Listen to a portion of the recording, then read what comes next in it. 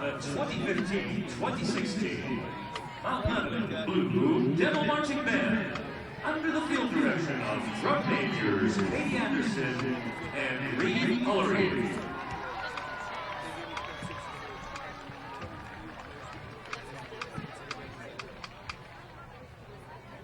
People giving me money for singing.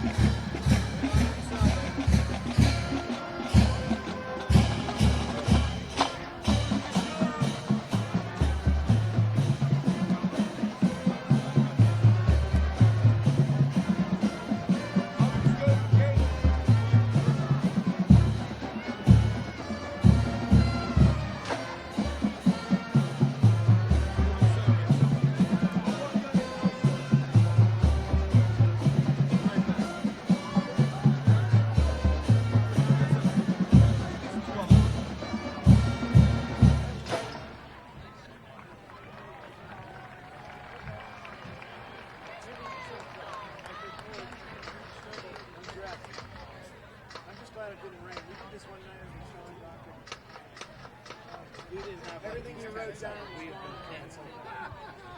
I mean, no. So it wasn't right. I didn't have any electricity. You don't. I've been like six.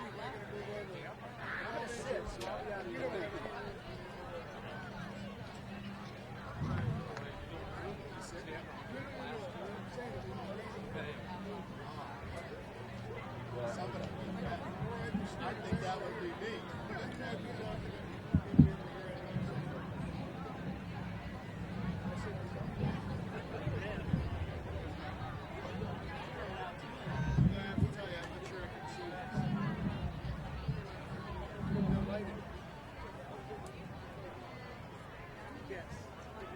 Ladies and gentlemen, please rise for the singing of our national anthem performed by the Mount Lebanon Triple Trio and scoop directed by Maria Lowe.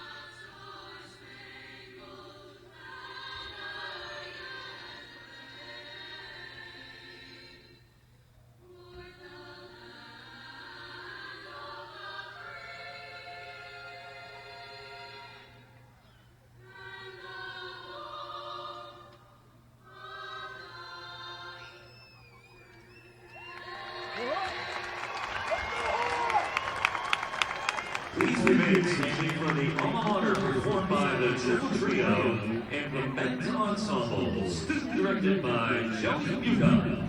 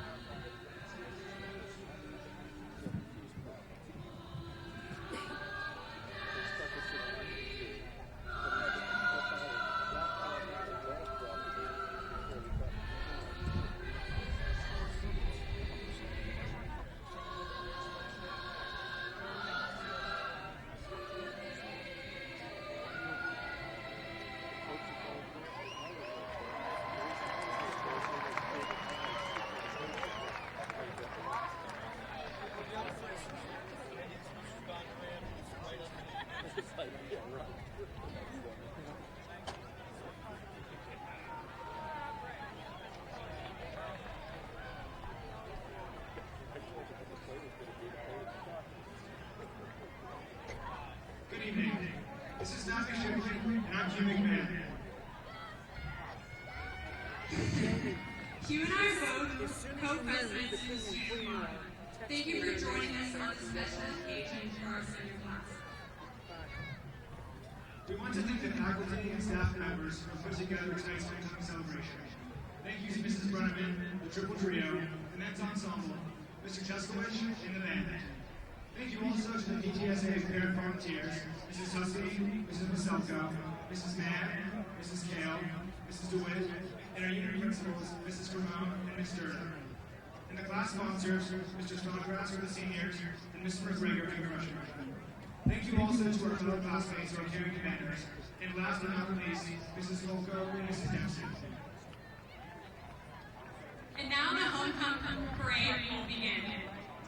First we have the Blue Devils and the Power Rangers of the student section leading the parade.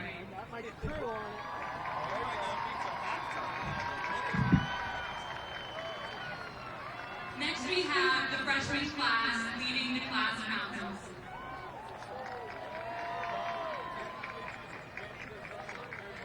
Next is the sophomore class.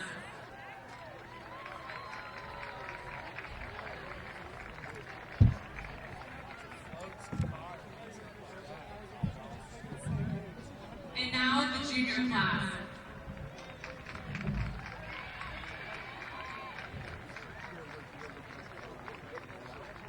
And finally, the senior class of 2016.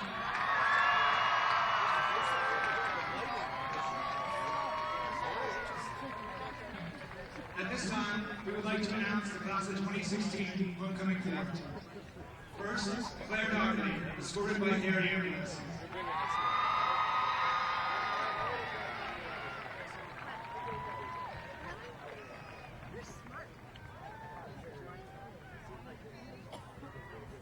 Next, Frankie Cavalier, escorted by Chaz Blanco.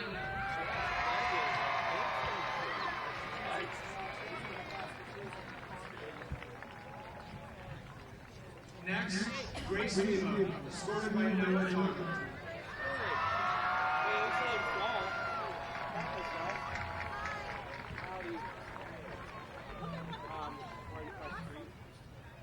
Kelsey Paz, escorted by Eddie Jenkins.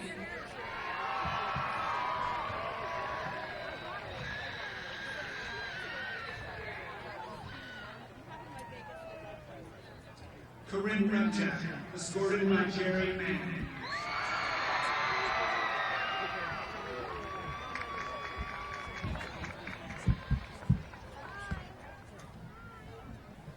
Alex Terra Savage, escorted by Eric Sargent.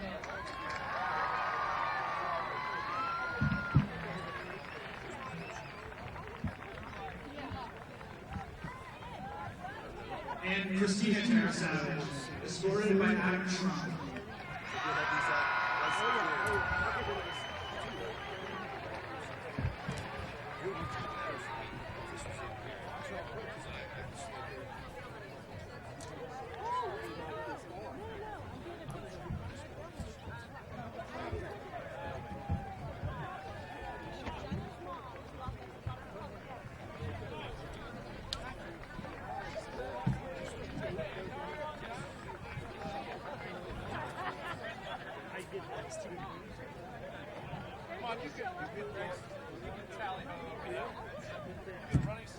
And the 2016 homecoming queen is Cavalier.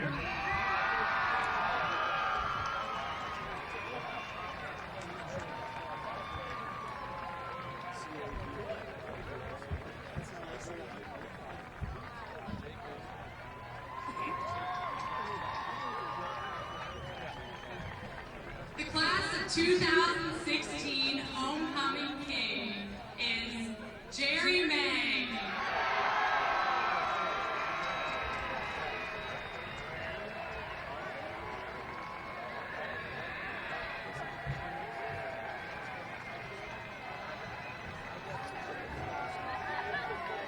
Congratulations to all members of the class of 2016 homecoming corps. They will be introduced at our homecoming dance tomorrow night.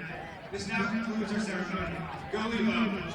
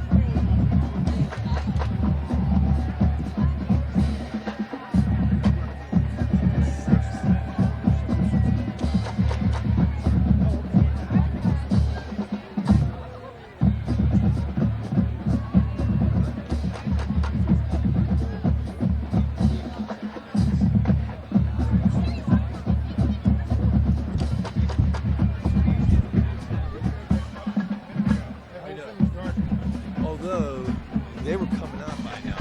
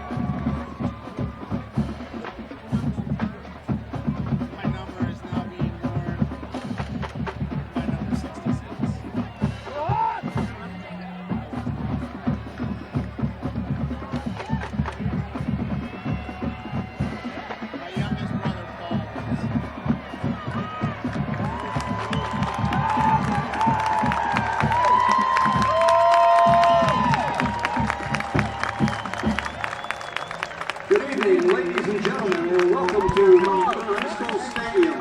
Tonight our Blue Devils host the Blackhawks of Bethel Park High School in this very important Southeastern Conference game. The Bethel Park Blackhawks enter tonight's game with an overall record of 3-2 and a conference record of 2-1. The Blackhawks have defeated conference opponents Upper St. Clair and Catamount Mountain and lost to Woodland Hills. In non-conference action, the Blackhawks defeated Chartiers Valley and lost to Central Catholic. The head coach of the Bethel Park Blackhawks is Mr. Jeff Matheny.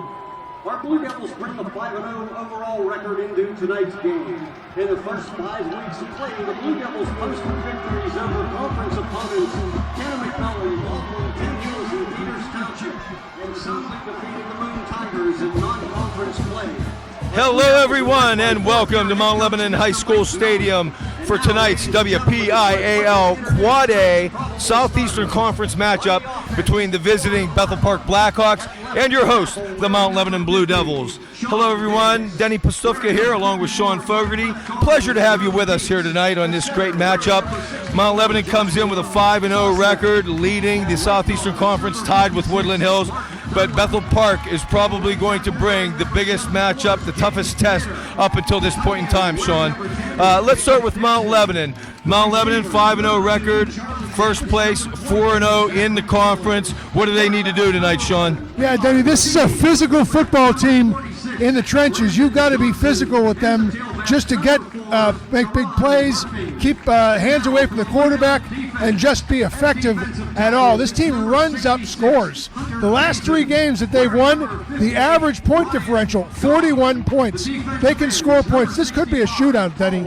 You're right. Bethel Park started off with tough losses against Central Catholic and Woodland Hills and had an 0-2 record, but as Sean said, has steamrolled the last 3 opponents.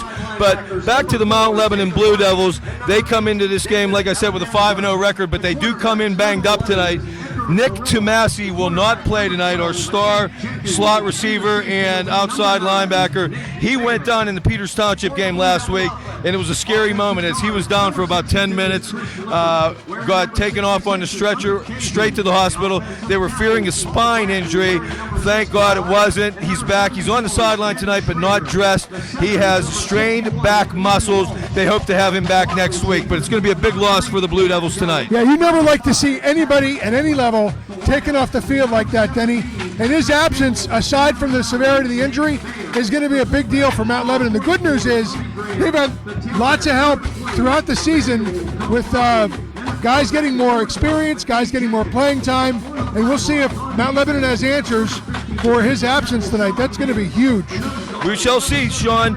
We're ready for the coin toss. Our captains for tonight's game for Mount Lebanon, number 6, Nick Tomasi, not dressed as we just said. Number 12, quarterback Eddie Jenkins.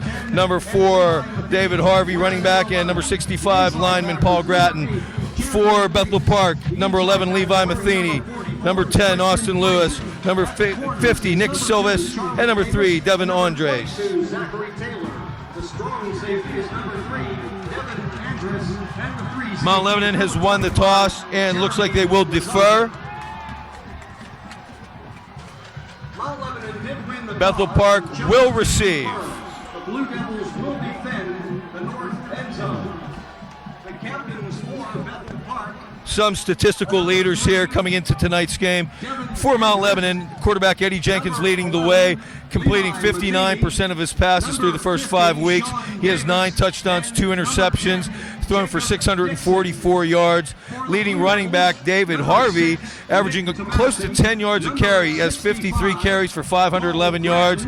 And leading receiver number 3, Jack Young, 12 catches, 407 yards for a WPIAL Quad A leading 33.9 yard per catch average. For Bethel Park, they feature quarterback Levi Matheny. He's a 4-year starter, now a senior, comes in with a 55.3% completion rate, 10 touchdowns, 3 interceptions, and 836 yards passing on the season. Running back Teron Murphy having a hell of a season, 70 carries, 763 yards, a 10.9 yard average. He leads all Quad A rushers with 763 yards. Star receivers number 2, Charlie Davis, 16 catches for 480 yards, only second to Jack Young with a 30-yard average. You can listen to the game anytime you want on your computer or on your phone. And teeing it up for Mount Lebanon to kick off, number 13, senior Joey Lowen, with 12 touchbacks thus far on the year.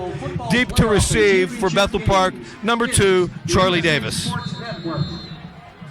Would like to see it. No return here, Denny. That's been, it's always good to see that. Too many things can happen if the ball's in play. And as we've seen, Joe Lowen has been a star on the kickoff. 12 touchbacks, as we said, his first year ever kicking. He's a senior, one of the stars of our baseball team, but doing a heck of a job here as our kickoff specialist. And here we go. We're underway. Glad to have you with us, folks. It'll be Davis at the 5. He's going to break outside. He's going to get good running room off the left side, and he's going to bring it out to right around the 35-yard line. 30-yard return. That's a fairly good return. Number 2, Charlie. Looks like number 10, Tucker Donati, and maybe number 8, David Abedanza, both in on the play. But after a 30-yard return, it'll be 1st and 10, Bethel Park, from their own 35-yard line. Levi Matheny lining them up.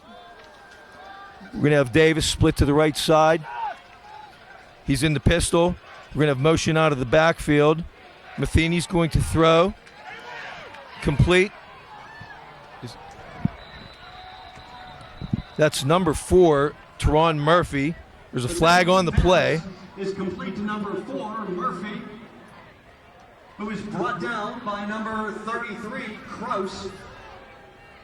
We do have a penalty on the play, and it is holding against the Holding Blackhawks. against Bethel Park. They're going to march it back 10 yards. The play obviously doesn't count, but that was a good tackle by Kraus. A lot of backwards and forwards movement by the running back and stayed put, didn't give, and was right there to make the tackle. Eric Of course, Kraus it doesn't having matter. a great season. After 5 games, he's one of the leading tacklers, the 5'8", 175-pound junior. It is first Now and it's going to be 21 1st and 21 for the Blackhawks. Matheny under center this time. It'll be Murphy. Finds no running room to the left. Going to try to bounce it back.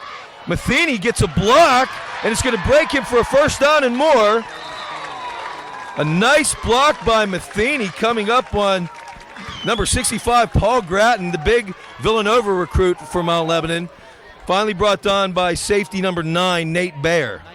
Yeah, 6'1", 200 pounds. That quarterback, Matheny, runs out to his right, sees that an opportunity's there to make a kick-out block, and he does. He's got the size to do that. Very good run, and it is going to be 2nd and 2 from the 43 after that 19-yard gain. Matheny going to keep her on the left side this time. It's going to be enough for a 1st down and more. Breaks the tackle, and finally dragged down by number 33, Eric Kraus. But after a 1st down, out to the Mount Lebanon 45-yard line. Matheny on the keeper is brought down by number 9, Bayer, and it is a 1st and 10 for the Blackhawks at the Blue Devil 45. Some personnel changes for the Blackhawks on this play. Number 8, Chandler Dietz, now split to the left, just into the game. Number 5, Jeremy Wooderick, split to the right. Handoff goes to Murphy. He's going to bounce it out to the right. Hung on, breaks a tackle, and finally taken down hard by Edgar Perilla. What a great tackle by Edgar Perilla on the Bethel Park sideline. You said it, Denny. That's a way to make a statement. Ball carrier was number 4. Hip toss him to the ground. The partisan crowd on our side didn't like it, but that is a clean tackle. He'll lose 5 on the play. It'll bring up a 2nd and 15. 15 for the Blackhawks from midfield. Murphy's a shifty runner. Sees a hole close and doesn't run straight through it. Tries to find another opportunity. It's Gets a lot out of shifty nothing. running. Here we go, 2nd and 15 from midfield. Matheny out of the pistol. He's going to drop straight back. Has an open receiver to his left side. Oh, in and out of the hands of number 22, Zach Taylor. It'll fall incomplete, and we'll have a 3rd and 15. Taylor was open. He had some space between he and the defender, and it was just thrown way too high. Had that been in the numbers, that could have been a problem. Yeah, he was standing wide open for a few seconds. I think Matheny might have waited a little bit too late to get rid of that I one. think you're right about that, Denny. But nonetheless, 3rd and 15.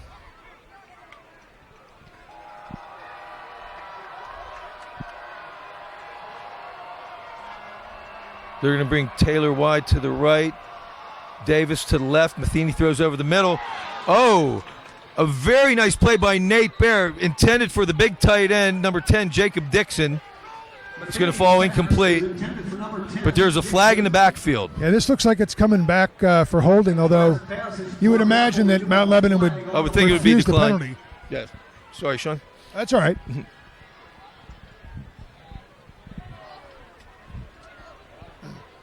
I believe it looks like a false start against Bethel Park. So it was probably before the snap, so they're going to take it back. Mount Lebanon declines.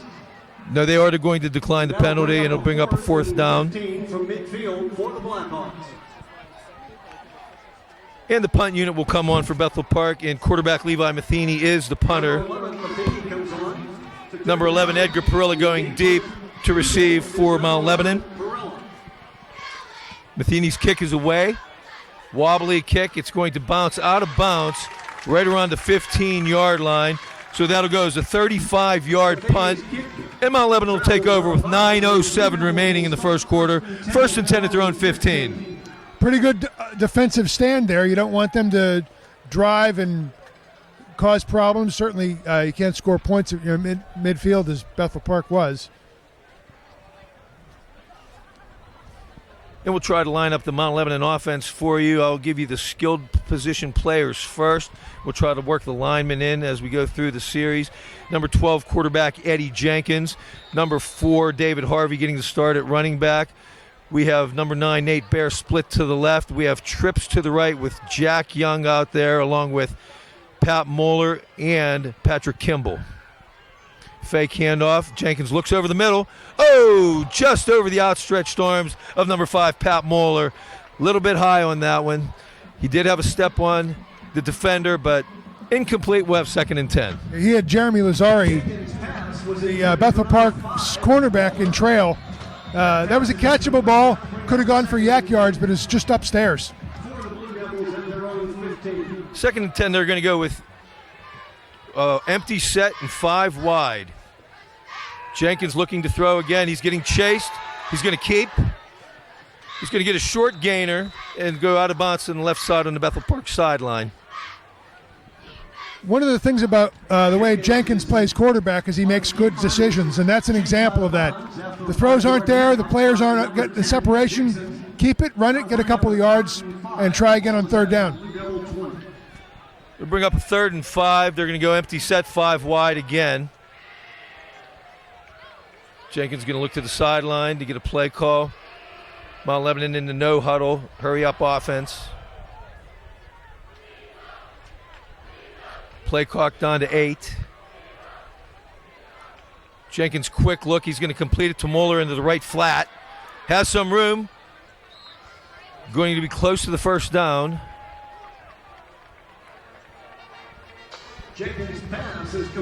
He's brought down by number 2, Charlie Davis.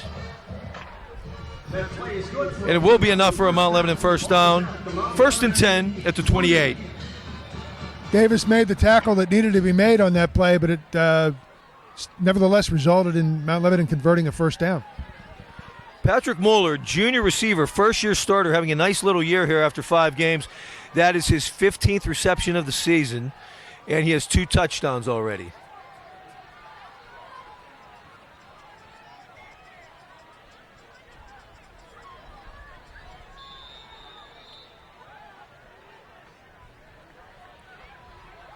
This time we have 3 wide and a running back in David Harvey.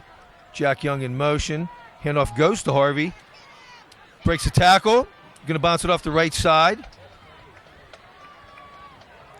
Brought down by number 25, junior Jeremy Lazari.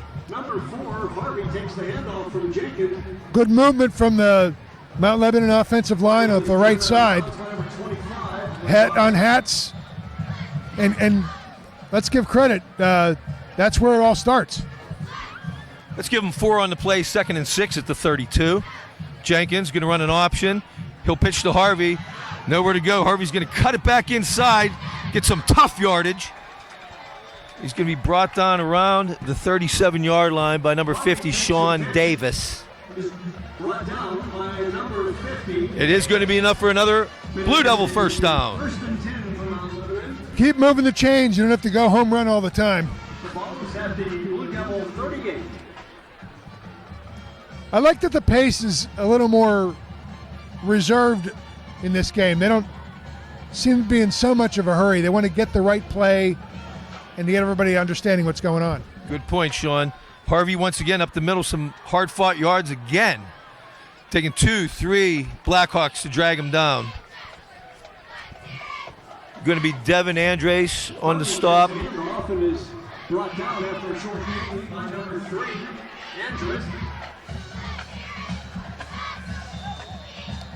Tough 5-yard run.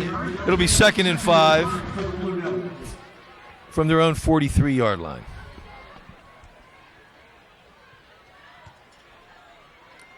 Jenkins looks, throws to his right, complete. That's number 17, senior Patrick Kimball, brought down by Charlie Davis. And that's going to be enough for another Mount Lebanon first down. Left side of that Bethel Park defense is getting a lot of action tonight so far. Number 20, Emmanuel Komalafi now in at running back. Fakes to him. Jenkins throws across the middle. A wide open Jack Young. Another first down. He's going to take it inside the 30-yard line. Jack Young, big play receiver for the Blue Devils, dragged down by number 3, Devin Andres. That throw by Jenkins was an absolute bullet. Right there, too, Sean.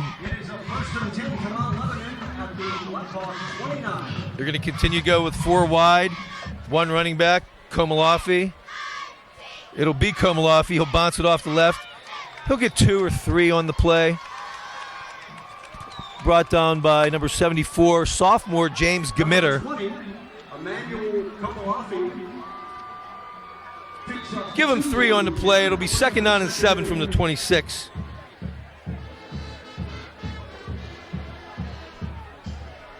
Number 44, Tommy Graham, now into the game for Mount Lebanon. He'll be at an H-back position just off the right tackle, kind of a tight end, but on a wing position. It's going to go up the middle to Komalafi again. Couple hard-fought yards, but dragged back by number 73, senior Chris Pauley. And it's going to bring up a 3rd down play.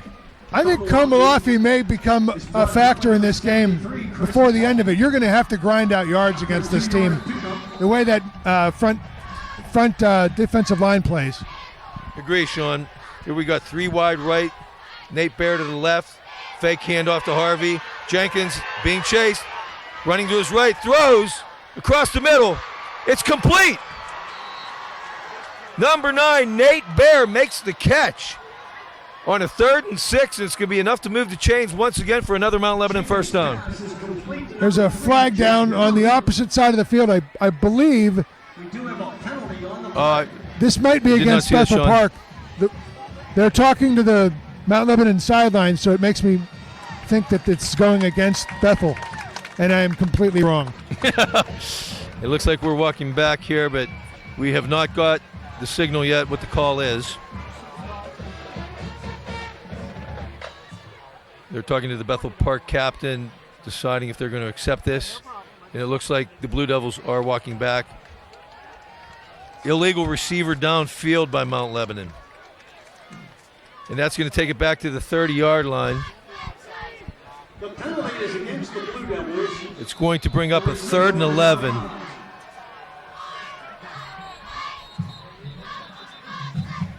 And we got whistles, a timeout. Let's see what this is. They're just officials, and they're going to restart the clock. So it'll be 3rd and 11 from the 30-yard line.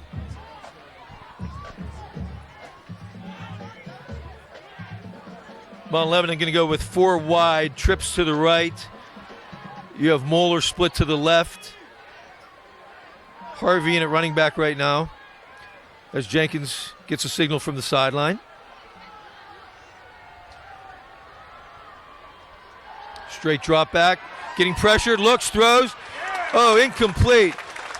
A bit too tall for Pat Moeller, but there was tremendous pressure from the Bethel Park front 4. Number 22, Zach Taylor, was on the coverage. It's going to bring up a 4th down from the 30, 4th and 11.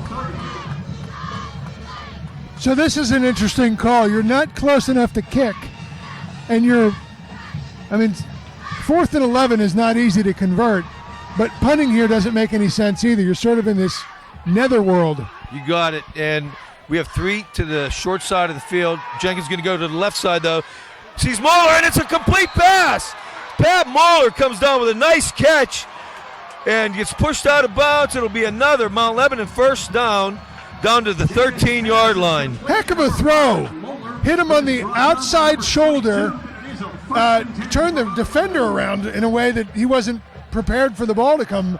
What a great throw. Great conversion. Good throw, good catch. That was number 22, Taylor, on the coverage.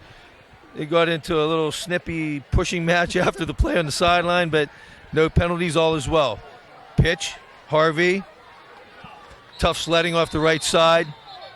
He may get a yard. That's about it. It was not a clean pitch. I'm not sure if who didn't understand what that was supposed to look like.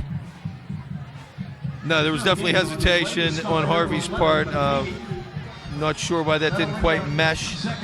Harvey's going to go out, and Edgar Perilla is going to come in as they're going to go to a 5-wide empty set.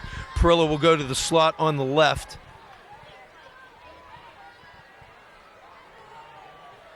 So we have Nate Bear wide left here with Perilla in the slot. The 2 slot men to the right. We have number 5, Pat Moeller, number 3, Jack Young, and number 17, Patrick Kimball's wide to the right. Jenkins looks left. Complete, Perilla, but gets hit immediately. Both number 22, Zach Taylor, along with number 10, Jake Dixon, on the stop. And they're going to spot it around the 8-yard line. So that'll be a 3rd down and 4. Make that a 3rd and 3. I think they need to get to the 3-yard line, Sean. Yeah, that looks like. So Perilla remains in the game, but now he will be at a tailback position. Jenkins running, looking. He's going to keep. And he's going to run. It's going to be very close to a first down. 16th play. Jenkins on the keeper is brought down by number 10, Dixon. Wow, that was a headsy play. He didn't see what he wanted. He rolled a couple steps to his left. Didn't see anything open. Took a couple steps forward, and thought about running. Froze the defense. That's what was the key to that play. By freezing the defense, it gave him a little bit more running room. It'll be 1st and goal at the 3. This will be the 17th play of this long Blue Devil drive. Jenkins rolls right, has a receiver, Pat Moeller. He's going to be close. They're going to mark him down just shy of the goal line, it looks like. Literally inches from the goal line. Pat Moeller off to a good start tonight. I thought he was in, Denny. Number 17, Kimball. He is brought down by number 3, Andrus. The ball is inside the 1. It is 2nd and goal. That's a shame. I thought he was in. It was hard to see. Perhaps he juggled the ball. Well, 2nd and inches. And Jenkins is going to keep it right up the middle, and it will be in for a Mount Lebanon touchdown. Eddie Jenkins with the keeper takes it for 1 yard and a Blue Devil score, and it's going to be 6-0 Mount Lebanon with Garrett Montilla on to add the extra point. You have an offensive line that is as confident as these guys are, and a quarterback who's done that before. Run that play every time on the goal line. Number 15, Garrett Montilla, on for the point after. Ball is down, kick is up, a high kick, and it is good. And with 2:41 remaining in the first quarter, Mount Lebanon 7, Bethel Park nothing. Mount Lebanon, 18-play, 85-yard drive, eating up 6 minutes and 34 seconds off the clock. Bethel Park may have scored a lot of points in the last couple of weeks, but you can't score points if you don't have the ball, and Mount Lebanon playing possession is a pretty winning strategy so far. Sure worked on that drive, dominating the time of possession early here in the first quarter. Key play on that drive, obviously, Denny. Going forward on 4th down, converting on a what can't be described as anything other than a great pass. Well located. Everything about that was well executed, and you got a fresh set of downs. You're in field goal range at that point. That was a huge play. Great drive. Pat Mueller, good start to the game. 3 catches for 27 yards on that drive. Eddie Jenkins was 6 of 8 for 65 yards on the opening drive. We have number 13, Joe Lowen, on to kick off. Deep for Bethel Park, number 2, Charlie Davis.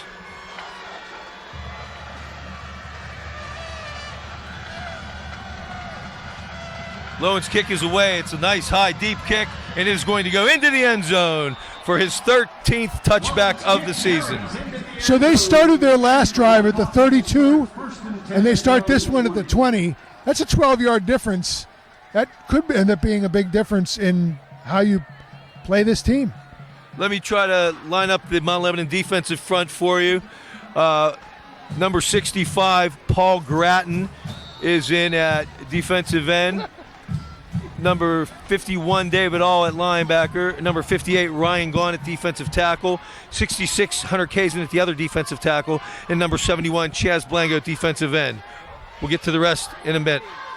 Levi Matheny going deep down the middle.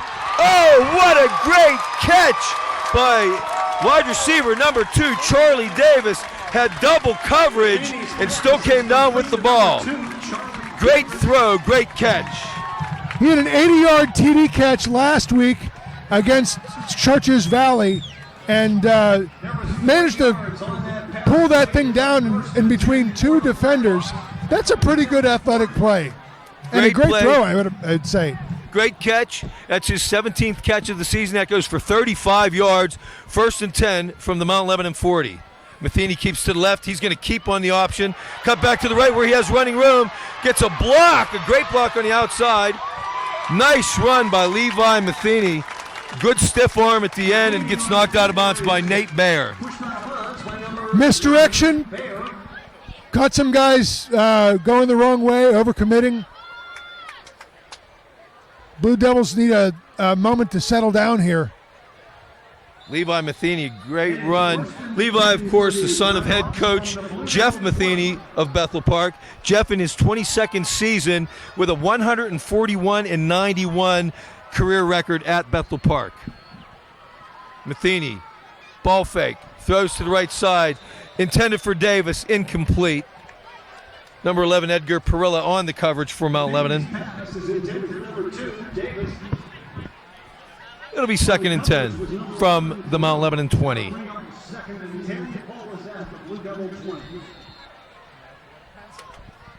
This is the part about this team that scared me coming into this game, Denny, is that they're, Bethel Park, I should say, is a quick strike offense. They don't waste any time.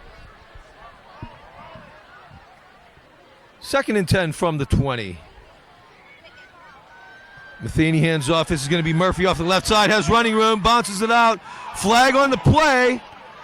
And he's going to get knocked out around the 2 or 3 yard line, but hold everything. We figure out what this flag is. Number 4, Murphy picks up 17 on the They threw that flag right at the receiver on the wing, on the flank who was appeared to be holding. Holding Bethel Park. And it looked to be number 5, Jeremy Wooderick. And they're going to walk this one back. And if you notice, it started raining here. It's been off and on all day today, and it is coming down right now. Thought it was done. The latest radar I looked at had it finished around 5 o'clock today. Obviously, that was incorrect. A meteorologist is wrong? When does that ever happen? You kidding me? So it's going to bring it back to the 15. So they're going to walk it off from the spot of the foul. So it'll only be 2nd and 5 from the 15. Matheny's going to roll right and keep. Looking. He will tuck it away. And number 11, Edgar Perilla, will come up and make the tackle. Close to a first down. So you overcommit a couple plays ago. This time you don't. You make a play. That's the difference. Adjustments, read and react. All these things are part of the experience of playing in a single game, much less in a season. Good defensive play. Just short of the first down, will bring up a 3rd and 1 from the 11. They're going to go out of an I formation now. They have a fullback in there, number 46, Brandon Johnson. It's going to be Murphy trying to go wide to the left. Oh, a great tackle coming up from the outside for Mount Lebanon. It looks like number 11, Edgar Perella. Yes, it is Perella.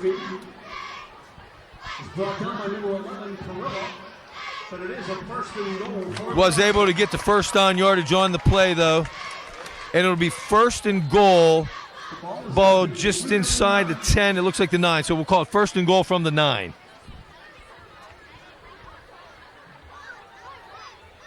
And one wonders, you're really trying to protect 19 yards of real estate here.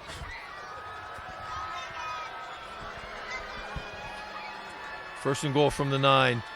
Only a slot to the right. Oh, and who busted through there? Hunter Kazin meets Murphy in the backfield almost immediately as he took the handoff. Stop for a 2-yard loss when it was 65. Will be a loss on the play, back to the 11. Hunter Kazin blew up that play before it was even started. He was in the backfield before the exchange was made. It is 2nd and goal. Outstanding defensive play. And we might want to remember that one too.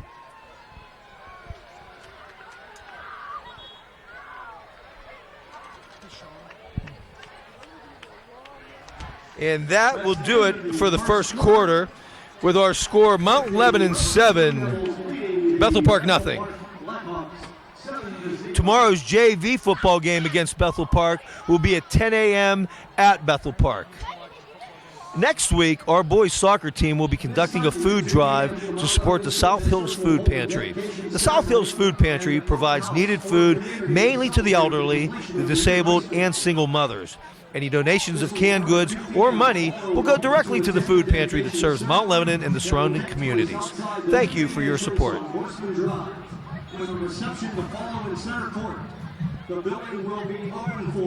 While we have a moment, let's congratulate a few of our other Mount Lebanon teams. Our girls soccer team continues to have success as they defeated Baldwin and Alderdice this week. Congratulations to our girls tennis team for defeating Pine Richland this week. Also, a special congrats to Christy Riley and Skylar Morgan for finishing 3rd in the WPIAL doubles championships. The girls will represent the district at states in November. Our girls team also received the 3rd seed and will begin team playoffs next week. Good luck! Other games tonight in the Southeastern Conference have Woodland Hills visiting Cannon Mac. Peters Township is at Penn Hills tonight, and Upper St. Clair is at Baldwin. Right now, conference standings have Mount Lebanon and Woodland Hills tied at first for 4-0 records. Bethel Park next with a 2-1 record. Penn Hills and USC at 2-2. Peters at 1-3, and Baldwin and Canamac at 0-3. Here we go with a 2nd and 11 from the 11-yard line. Matheny looks, throws to the right, overthrows his fullback, number 44, Christian Frazier. Ball falls incomplete, and it's going to be 3rd and goal from the 11 as the rain is picking up, Sean. Yeah, I don't know who he was trying to throw that ball to. It looked like he overthrew one receiver, and another receiver was in the area. And this is where the rain becomes an issue, because it makes the ball slick, it makes the field slick, and it's really hard to manage the rain. It's just there, and both teams have to deal with it, I would add. Now they have a single setback, and that's number 46 fullback Brandon Johnson. 2 tight ends, 2 wide. Matheny's going to go left. Oh, what a great play. The ball was intended for the big tight end, number 10, Jacob Dixon. And knocking it down for Mount Lebanon was number 12, Eddie Jenkins. Jenkins going both ways tonight, starting at quarterback and corner, with number 22, Tyler Quado, out with an ankle this week. So we know he can throw. We know he's got good leadership skills. Who knew he could jump like that? He was way up in the air. One-handed. And Bethel Park is going to line it up for a field goal attempt here. This will be an attempt of 28 yards by number 23, Kelsey Tischler. That kick is up. That kick is good. Kelsey Tischler from 28 yards out, and that'll make the score Mount Lebanon 7, Bethel Park 3. So with 11:48 remaining in the half, the Blackhawks are on the board. That drive was an 8-play, 69-yard drive for the Blackhawks, taking 2 minutes and 53 seconds off the clock. Well, that's the way you do it. You get the ball 1st and 9, and you push them back. You make them kick. That's what you want to do. Good Defensive stand by the Blue Devils there to hold them to the field goal. Yeah, a team that puts up the kind of points this Bethel Park team puts up, you'll take that every time and preserve the 4-point lead. Our girls soccer team continues to have success as they defeated Baldwin and Alderdice this past week. Good luck and continued success to our girls soccer team.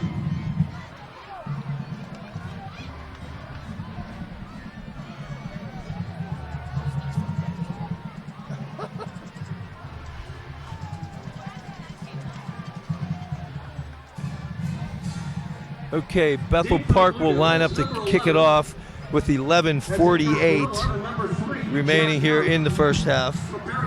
Kicking off for Bethel Park, number 26, Sean Halligan. Deep for Mount Lebanon is 11 Perilla and 3 Jack Young. This will be Perilla at his own 8-yard line. And he's going to meet a host of Bethel Park Blackhawks right at the 20-yard line. You might have been better off letting that roll into the end zone. Perilla is brought down by number 12, Cole Rogers. So it looks like the drive will start nonetheless at the 20.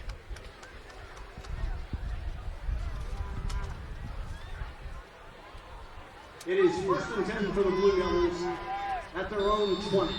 What'll be interesting to see is not so much what Mount Lebanon does differently from the first drive to the second, but how Bethel Park adjusts to what Mount Lebanon did in the first drive. An 18-play drive, that first drive for the Blue Devils. 20 Komalafi in at running back now, and he will take the handoff up the middle. Tough run. He will get about 4 on the carry. Stop made by outside linebacker, the 6'6", 205-pound senior, number 10, Jake Dixon. Stop by number 8, Deeks, after a 4-yard pickup. That'll bring up a 2nd and 6 for the Blue Devils.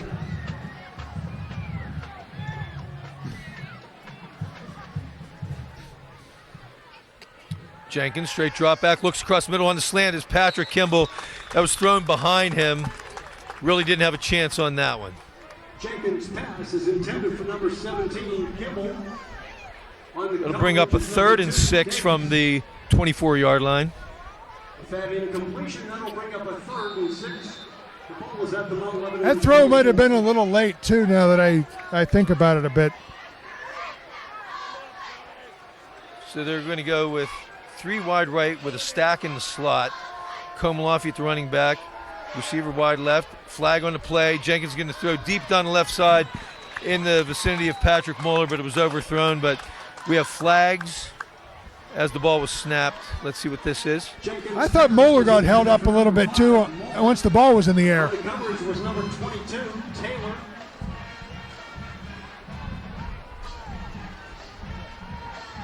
They're going to call false start on Mount Lebanon. And that penalty will be declined, and that'll bring up a 4th down. That penalty is declined by the Blackhawks. So it'll be 4th and 6, and the punting unit will come on for Mount Lebanon. On to do the punting is Number 15, Garrett Montilla, is on to punt. He is averaging 38.5 yards per punt, a very good average for high school. Back deep is number 2, Charlie Davis. And he does the running rugby-style punt. Hangs it up nice and high. And he's going to get a Mount Lebanon roll here. A very good punt. And it's going to come down at the 36-yard line. So that'll be a 40-yard punt. And make that a 39-yard punt as they're going to spot it at the 37. So it'll be 1st and 10 with 10 minutes, 49 seconds remaining in the half. Bethel Park ball on their own 37-yard line.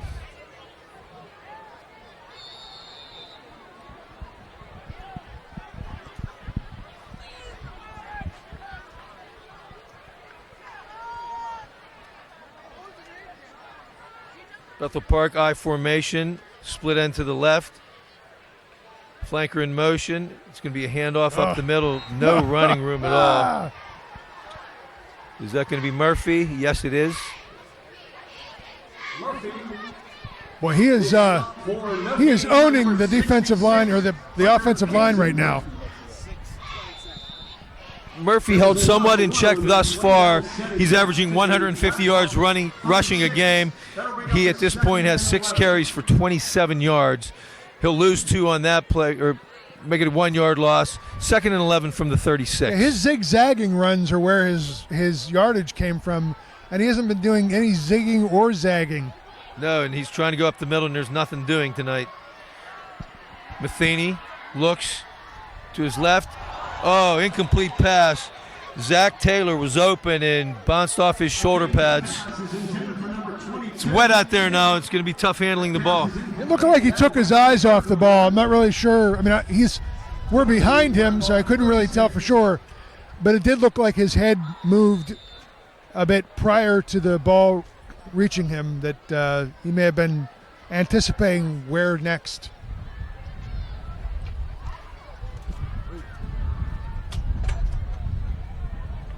It's going to bring up a 3rd down and 11 from the 36.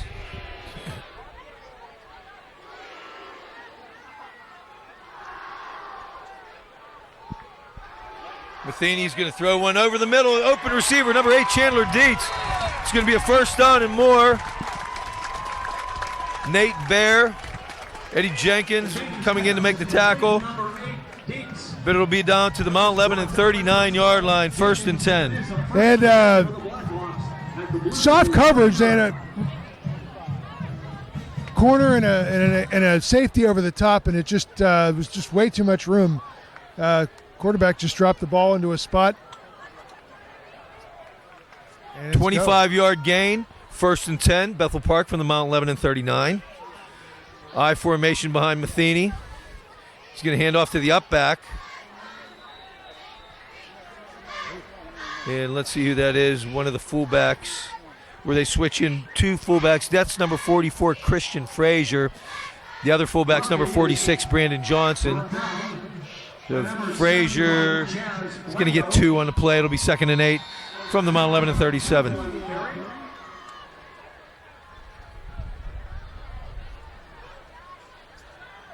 That'll bring up the 2nd and 8 from the Mount Lebanon 37. Once again, coming out of the I formation, 2 wide, tight end to the left, Dixon, and he'll go in motion, and now set to the right side of the formation. Fake handoff to Murphy. Matheny throwing complete to the big tight end Dixon. A missed tackle, 2 missed tackles, and we have a flag on the play. Now he will go into the end zone for a touchdown, but it looks like this may be coming back. The flag thrown in the direction. Zachary Taylor, looks like he blocked in the back. Yes. And that is coming back.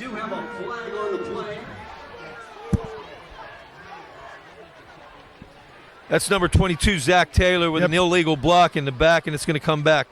You know, it's hard. Whenever you see an opening like that and you say, well, all I have to do is get this block, and he's past me, it's, the temptation's there, and he just wasn't, his body wasn't far enough in front of the defender to make that block legal.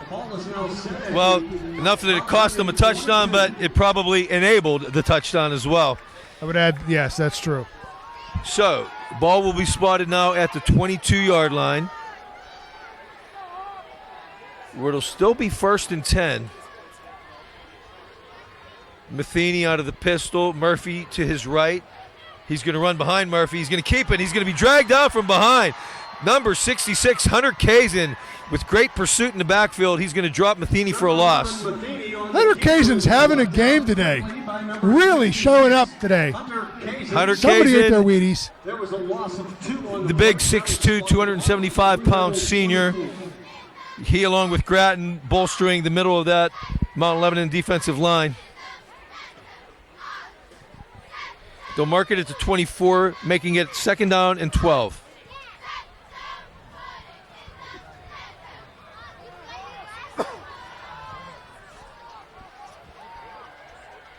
Fullback in the game now. Matheny will fake the handoff to Murphy. Throws in the flat to his tight end Dixon. Tackle made by a diving Edgar Perilla. But it looks like it will be enough for a Bethel Park first down.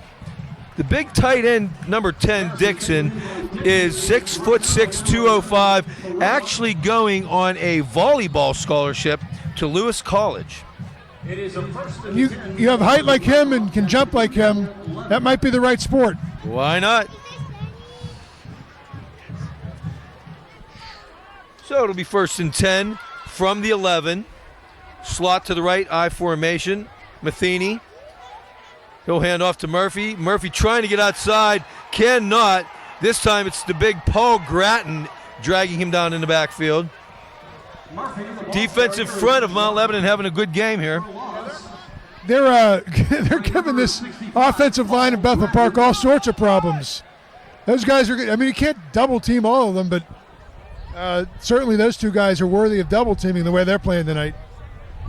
Or two big horses anchoring that defensive line. It's going to be a loss of 4 on the play. It'll bring up a 2nd and 14 from the 15. Murphy, as we said, he's going backwards now the last few carries. He has 7 carries for 22 yards. And as we mentioned, he averages 150 yards a game. We have a timeout on the field, 7:09 remaining in the half. Bethel Park calls timeout. 7-3 Mount Lebanon lead. And we'd like to take this moment to congratulate our homecoming king and queen. Our homecoming queen, Frankie Cavalier. Our homecoming king, Jerry Mang. Congratulations. Homecoming is always a special time for alumni, for students, and it's a great atmosphere here. I mean, the weather right now is not cooperating, but it doesn't seem to matter. Everybody's having a good time, and the Blue Devils, for the moment, are up.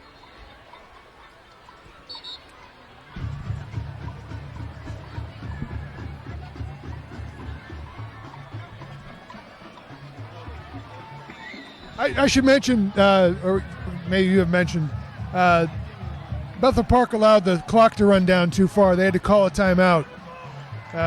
So we'll see what we get with the time to think about that. Offset backfield to the left. Now Murphy in motion. Matheny drops. Looked like he wanted to throw right away. Now he's getting chased by Blango. Chaz Blango's going to get a hand on him. Missed the tackle. Finally driven out of bounds by David All. Matheny, a big, tough kid, hard to bring down. Chaz Blango got there. Couldn't quite bring him down. Got a couple more after the first contact. He's a big, I mean, for a quarterback, he's a big dude, and he's hard to bring down, and that play right there certainly is an example of that. So it's going to be 3rd and 18 from the 19.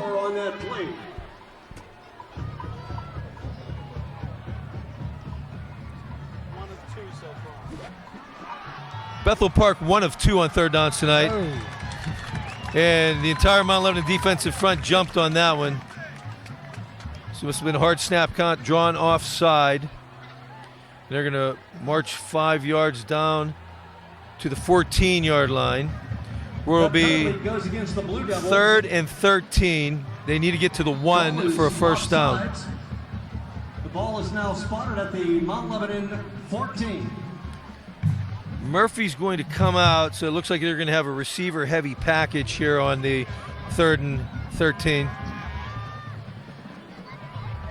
Yes, only fullback Brandon Johnson in the backfield along with Matheny.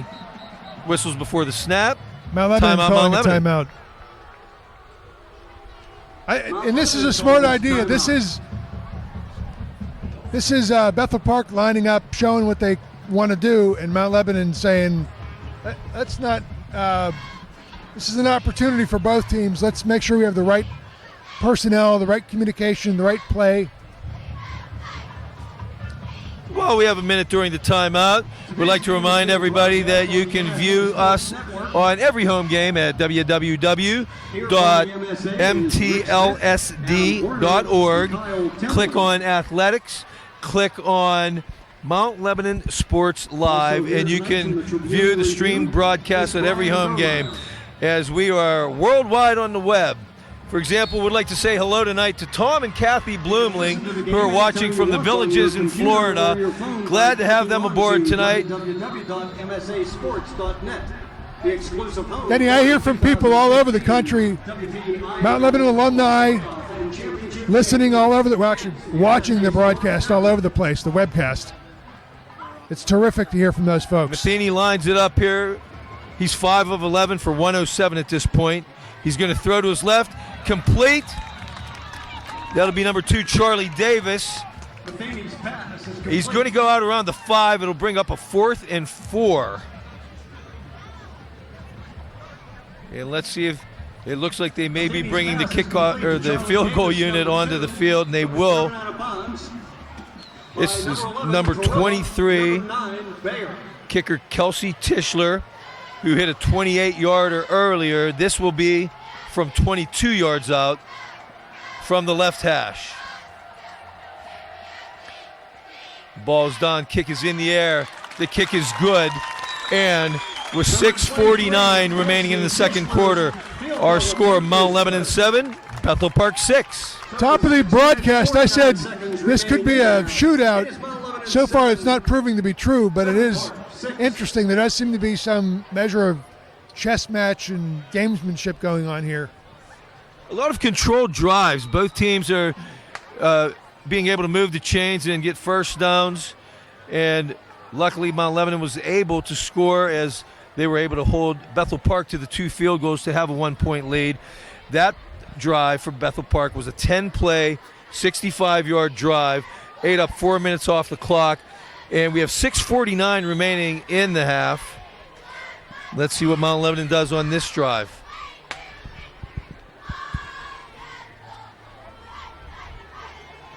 Number 26, Sean Halligan, their other kicker, will kick off for Bethel Park.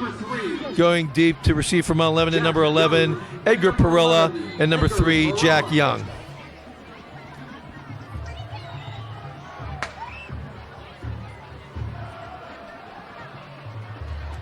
Halligan's kick will be taken by Perilla at the 12.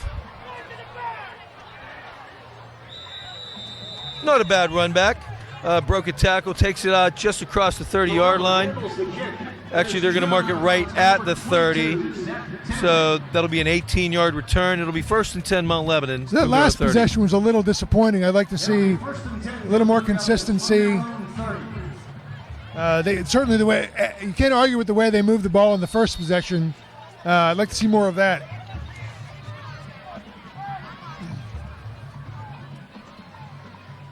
And here come the Blue Devils, 1st and 10 from their own 30. David Harvey in at running back now. Going to go 4 wide, trips to the left. Nate Bear to the right. Jenkins, quick look to Moeller in the flat, complete. Nice little run after the catch. He's going to bring it up right around the 38, 39-yard line. Call it the 38. We're going to have a 2nd down and 2. You take a 7-8 yard gain on 1st down, give you 2 more downs to convert. I'll take those. It's a well-executed play, too.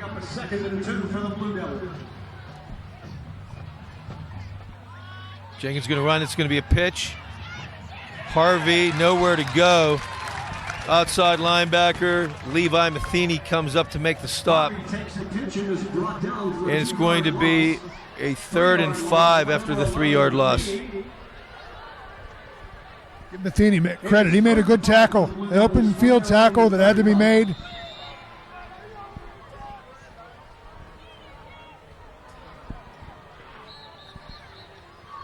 Timeout, Mount Lebanon having some difficulty getting the play call in that time. Timeout. That's their second. This Blue Devil team looks a bit flummoxed the last 8 offensive plays that they've run.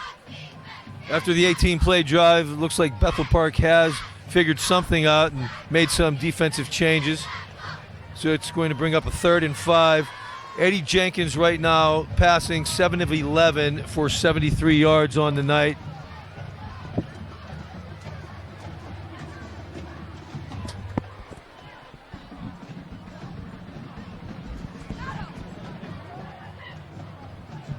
Next Friday, our team will be at home in a non-conference game against North Hills.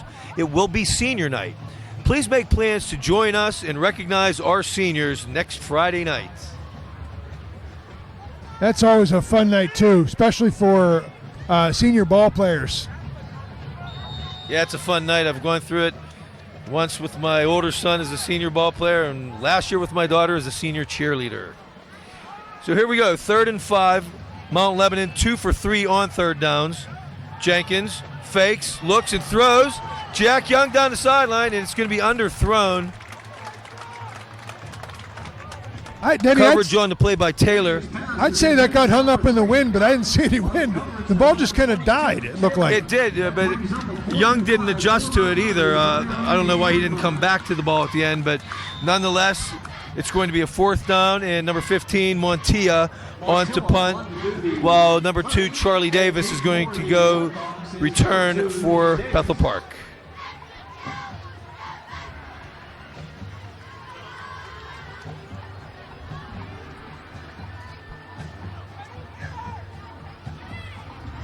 Montilla with a more traditional punt this time rather than the running rugby style. And Davis is going to let it hit and roll, and it's going to be down at around the 28-yard line. It'll be 1st and 10 for the Blackhawks from their own 28. So it'll be a 37-yard punt for Montilla. 1st and 10, Bethel Park from their own 28. Let's see if the Blue Devils can make a stop here after it seems like the momentum has shifted to Bethel Park at the moment. 5:51 remaining, first half. Mount Lebanon 7, Bethel Park 6. Charlie Davis split to the left this time. Matheny under center, play action, looks, he's going to go deep, and he has Davis.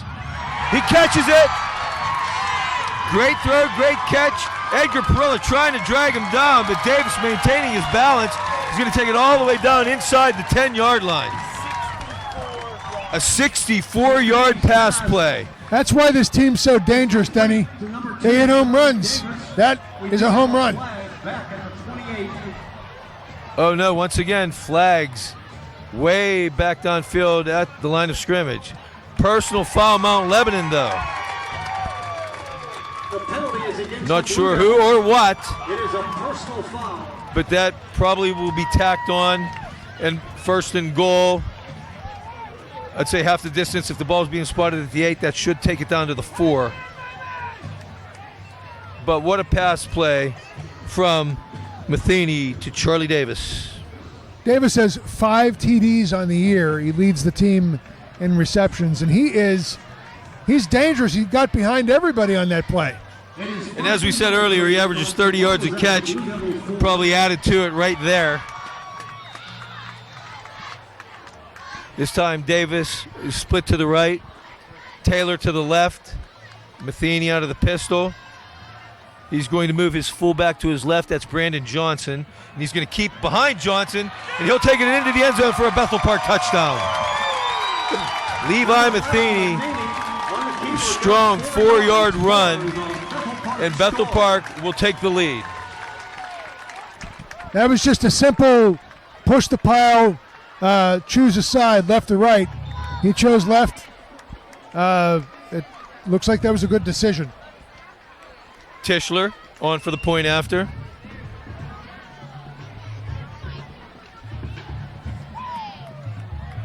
Kick is up and good. with a time on the field with 5:21 remaining in the first half. Bethel Park 13, Mount Lebanon 7. That Bethel Park scoring drive, only 2 plays, 78 yards, only taking 30 seconds off the clock. Rare moment in the season when Mount Lebanon finds themselves behind. Very rare. Trying to think, is this the first time? It may very well be. Trying to think, in the 15-7 victory over Penn Hills, did we ever trail in that game? I don't believe we did. So, no, I don't think so. No, I think this is the first time the Blue Devils have trailed all season.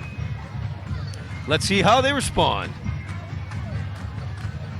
That's the one thing coming into this game that I kept wondering is, you know, they steamrolled a couple teams. They had a rough go of it. Wasn't as easy as they might have thought it would have been against Penn Hills. This is a talented ball club, Bethel Park. This is going to prove to be a difficult 4 quarters. They're going to have to play every minute of all of them to win. Halligan to kick off. It's going to go to Perilla once again. This time at his 11. He bobbles it. He's going to try to take it to his left. Not a whole lot of running room and not much to go for Edgar Perilla, as he's going to be brought down at his 16. Perilla is brought down by number 44, Frazier. There will be the 16. And suddenly the momentum has shifted pretty considerably. Yes, it has. Let's see if Lebo can respond.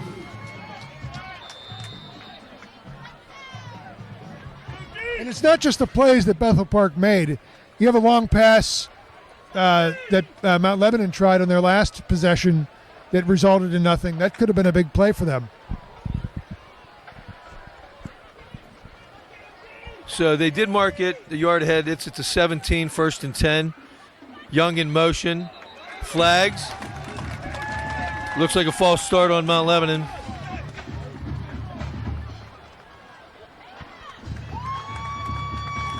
And they're going to march it back 5. It'll be 1st and 15. David Harvey now in, lined up at quarterback. So he was very effective last week at Peters Township, running out of the Wildcat.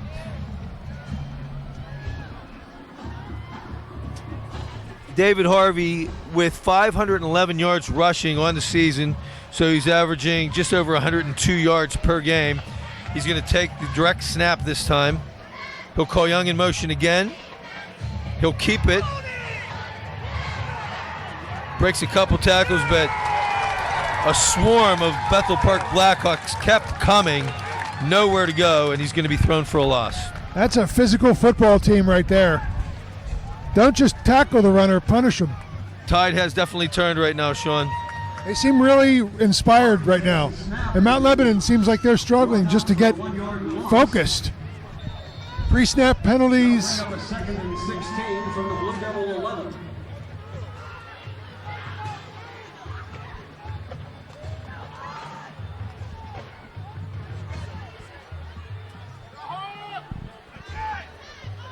It'll be Harvey again out of the Wildcat. 2 wide to each side. Whistle. Another timeout is Mount Lebanon. I didn't notice, Sean, did you notice if the play clock was running out? Because they just used their final timeout of the half. I did not notice that, Denny. And I'll say this. I was a little uncomfortable with the way that thing was setting up. I understand that it's late in the first half, but you got to get some momentum somehow. You know, maybe a couple of running plays just to get some positive yardage would be helpful. Yeah, they need to turn it around here because there hasn't been much offense the last few series. Either a quick hitter that can get somebody in the open field, or like you said, go back to the running game. Let's see what Coach Melnick has in store here after the final timeout for the Blue Devils of this first half.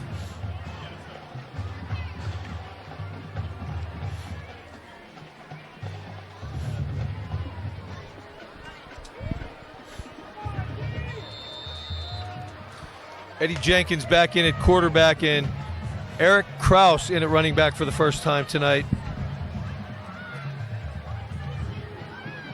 Blue Devils still going to go 2 wide each side. Second down, 16. Moeller in motion. Jenkins going to keep and run. He's going to make a move outside. He's going to finally slide down at around the 17-yard line, so we'll get back to the original line of scrimmage. I like that. It keeps the defense honest. They don't know if the run's coming, the pass is coming. But it's still going to bring up a 3rd down and 10. A 3rd and 11, actually, from the 16.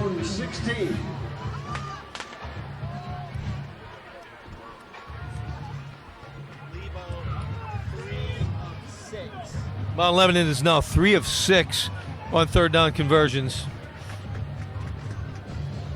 Kraus in the backfield. Jenkins, drop back. He'll step up in the pocket, and he's going to get hit initially by Levi Matheny and then dragged down by Dixon. And another 3 and out as Bethel Park defense has stepped it up in the second quarter.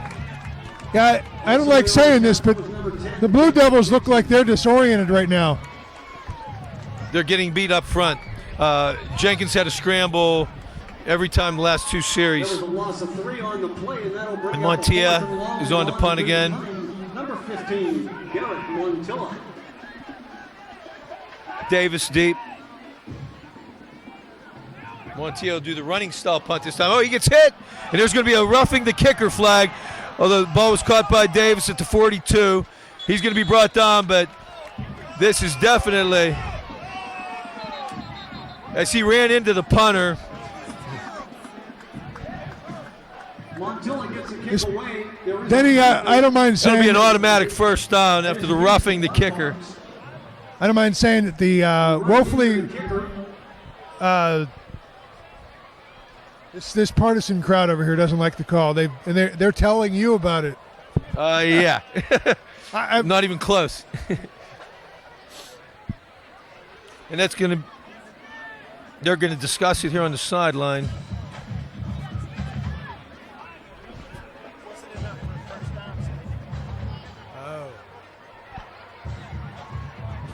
It appears that it was not enough for a 1st down if they would have accepted the roughing the kicker call. So Mount Lebanon will decline and take their chances with Bethel Park taking possession at the Mount Lebanon 39-yard line. And let's see if, given the field position, if Bethel Park gets aggressive here. They've got somebody out on the flank that's not covered. Bethel Park. Right, you are. Harvey's going to come out here. They still have a guy uncovered. He had to choose one of the 2, and he chose not to get beat deep, leaving open number 22, Zach Taylor, in the flat. Good observation, Sean. I don't know. There was a mix-up definitely on this deep right side of the Mount Lebanon secondary. There was a pickup of 9 on the play. That'll bring up a 2nd and 1. They played so well in the first. The Blue Devils played so well in the first quarter. It's hard to understand how they could be so disoriented in the second quarter, the whole second quarter, really. Slot left, I formation. Murphy the tailback. He'll take it. He has room this time. He's going to bust it through, and he may go. He will be brought down by Eddie Jenkins at the 4-yard line, but not until a 26-yard gain. Ball carriers number 4, Murphy. Off tackle play, left side. Huge hole, plenty of space to run.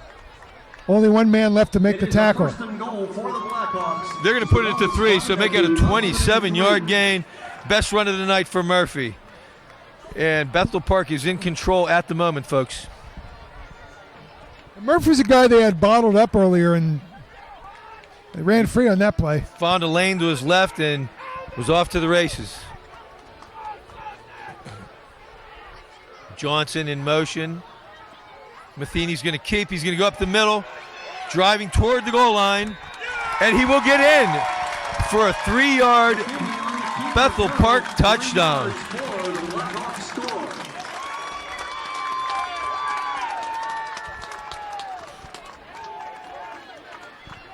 Matheny with his 2nd run up the middle for a touchdown, and Tischler will be on for the point after. Out of the hold of number 12, Cole Rogers.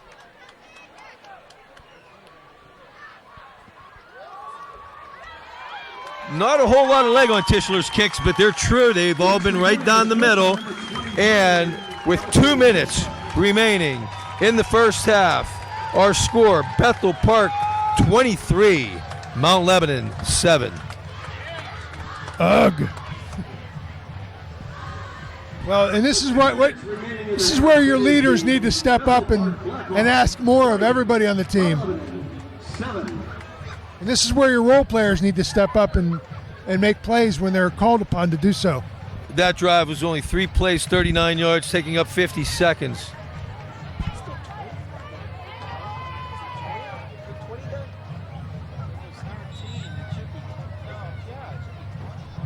Folks, I apologize.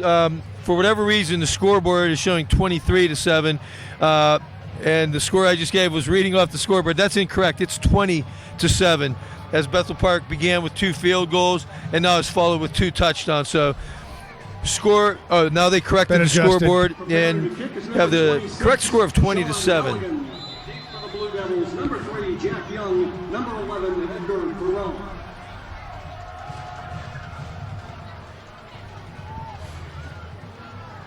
Halligan on to kick off once again. Busy night, or busy second quarter anyway for Halligan. And once again, it'll be Perilla from his 10. He got some running room to the right side. Good run back. Breaks a tackle, and he's finally going to be brought down at the 44-yard line. But Perilla's best return of the night, a 34-yard run back. And with 1:52 remaining in the half, the Blue Devils will take over 1st and 10 from their own 44-yard line. Now, somebody fired them up over on the sidelines during that break. The blocks were there, the lanes were there, and inspired running. Well, let's see what we can do here with 1:52 remaining.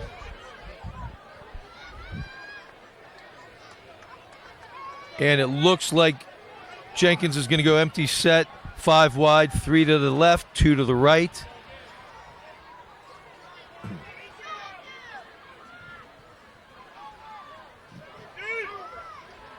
Jenkins looked to hit Moeller quickly, but pulled it back in. And he's going to get pulled down for maybe a 1-yard gain. Pat Moeller was looking for the bubble screen, and I don't know, Jenkins pumped, but then he tucked it back away. Didn't like something he saw over there. And he's only going to get a yard on the play, 2nd and 9. He had Christian Frazier, who came off the left side of the Bethel Park defensive line, and nobody touched him. He was in pursuit. That was scary.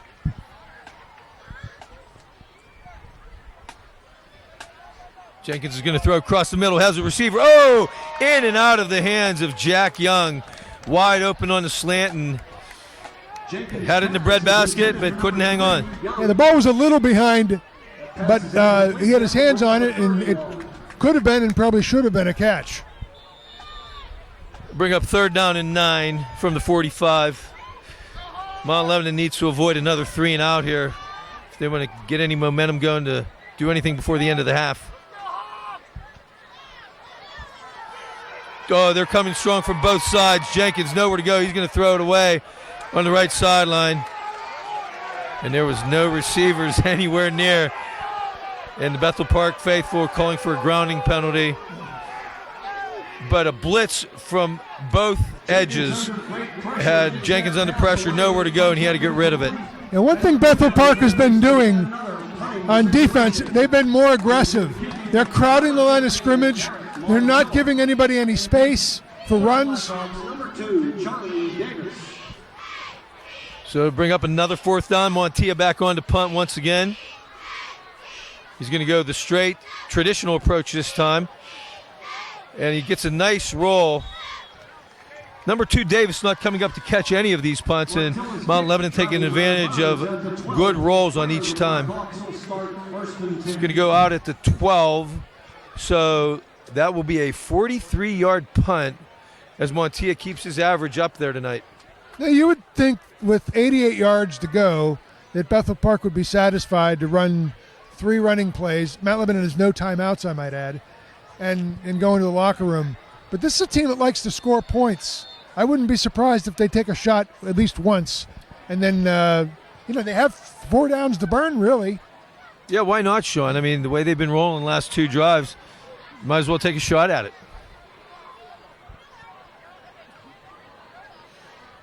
But the Mount Lebanon offense has sputtered here, leaving this defense on the field for most of the second quarter here. They're going to need the break at halftime. And it's going to be handed off on a reverse to Charlie Davis. Gets a short gainer on the play. That should tell you what you need to know about what their intentions are. It looked like Ryan Gaughan on the tackle, I believe, the sophomore. Making the stop was number 6600 And Casey. 6,600 Ks in on it as well. So it's likely that both these teams are going to the locker room. One team will be looking at how to preserve the lead, and the other will be trying to figure out how to come back from behind for the first time this year. Clock ticking down to 15 seconds remaining in the half now. And Matheny's just going to hand off to Murphy up the middle.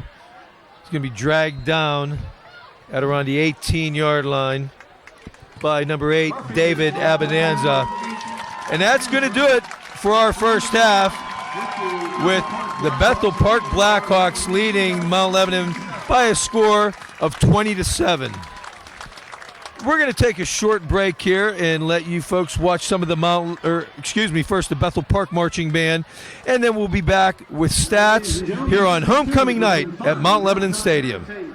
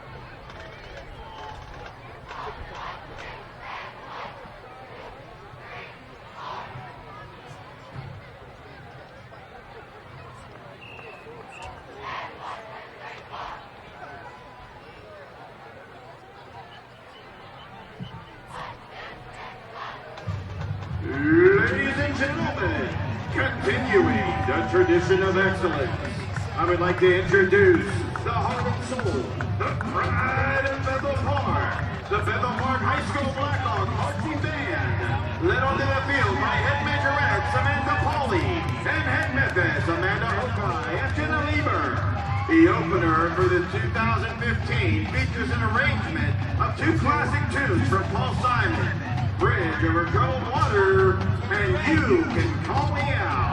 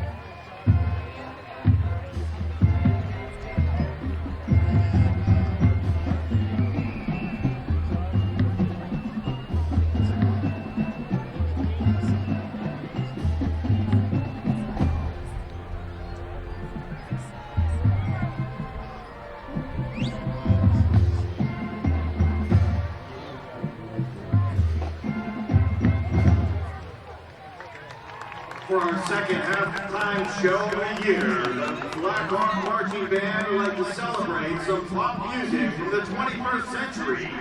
We begin by featuring the Methods while performing Feel This Moment.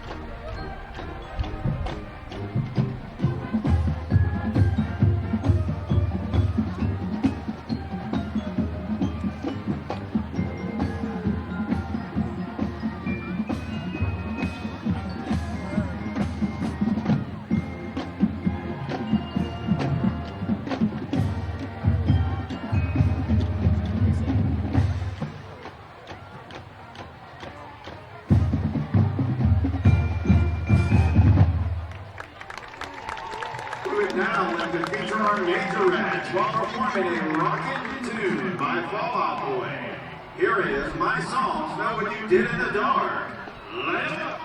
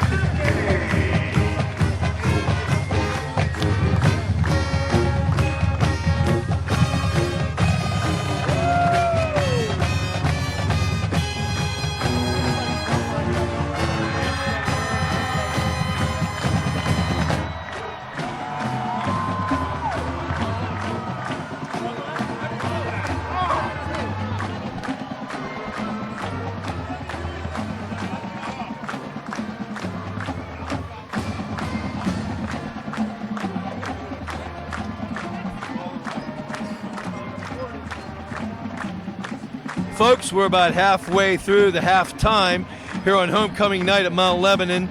Our halftime score, Bethel Park 20, Mount Lebanon 7. Let's go over some halftime stats here. First, for the Blue Devils, who got off to a great start with an 18-play drive but have really sputtered since. Passing, Eddie Jenkins, 7 for 14 on the night for 73 yards. Leading rusher, David Harvey, but only 6 carries for 12 yards. Averaging 102 yards a game, has been held to 12 first-half yards. Pat Moeller leading our receivers, 4 catches for 35 yards. Mount Lebanon with a total of 96 offensive yards in the first half. For Bethel Park, quarterback Levi Matheny, 8 of 14 passing for 190 yards, and also has 7 carries for 43 yards and 2 touchdowns. Running back Teron Murphy, 9 carries for 53 yards with a big 35-yarder that put him in scoring position. Receiving, Charlie Davis, 3 catches for 109 yards. Total yardage, Bethel Park with 261 first-half yards. So, folks, you can see why the score is 20-7 when total offense is 261 to 96. So we're going to let you watch the Mount Lebanon High School marching band here, and we'll be back for the kickoff of the second half. This year, the Blue Devil Band entertains you with music from the Broadway hit Wicked. We will perform No One Mourns the Wicked, Popular, featuring flute soloist Amy Howard, Dancing Through Life, For Good, featuring trumpet soloist Luke Lisowski, and our conclusion, the showstopper Defying Gravity.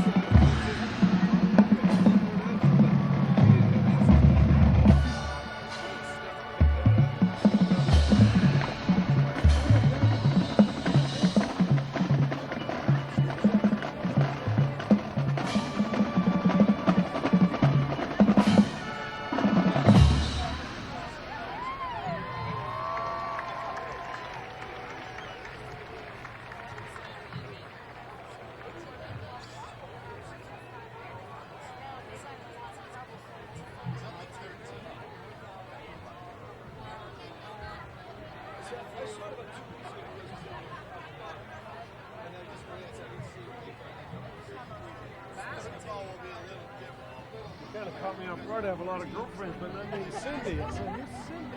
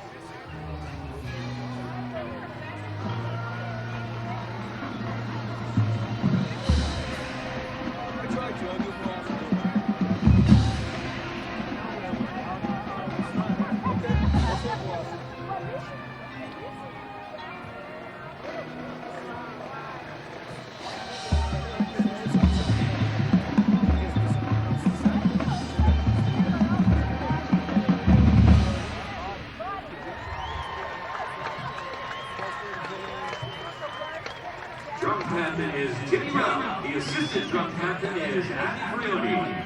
Pit captain is Eric Sargent. The assistant pit captain is Nico Ricci. Guard captains are Stephanie Lovell and Sarah Scott. Rock head captains are Holly Baker and Elena Daniels. Wing captain is Ali Meyer. Brass captain is Luke Lasowski. The assistant brass captain is Alan Fry. The Mount Lebanon Blue Devil Marching Band is under the direction of Jason Cheskowich, who is assisted by Rick Maloney and Ron Spann.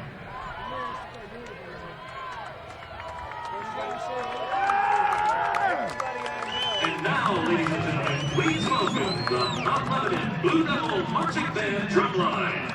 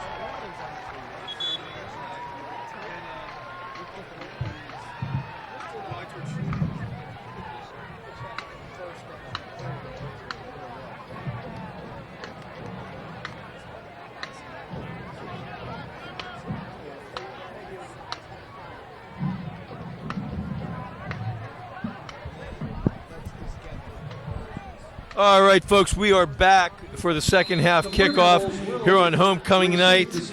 And the Lebo Blue Devils need to change things around to make this a favorable homecoming night.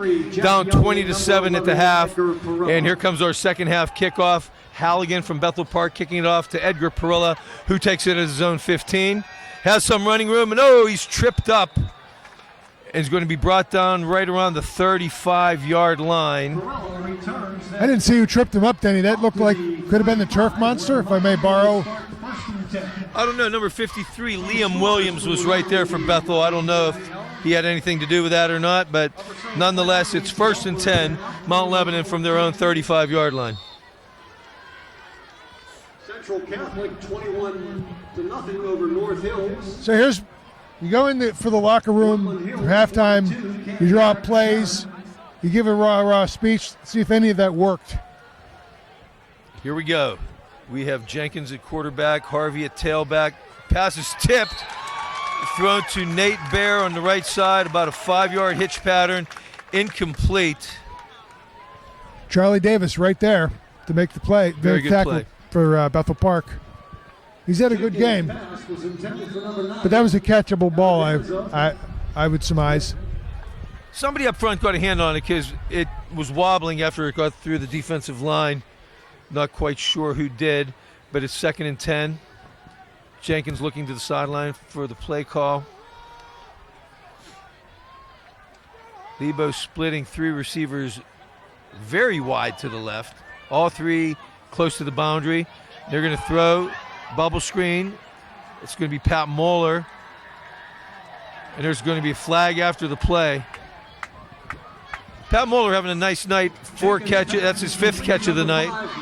Yeah, Devin Andres brought him out of bounds, way out of bounds. That was a justifiable flag. This is going to go against Bethel Park. Okay.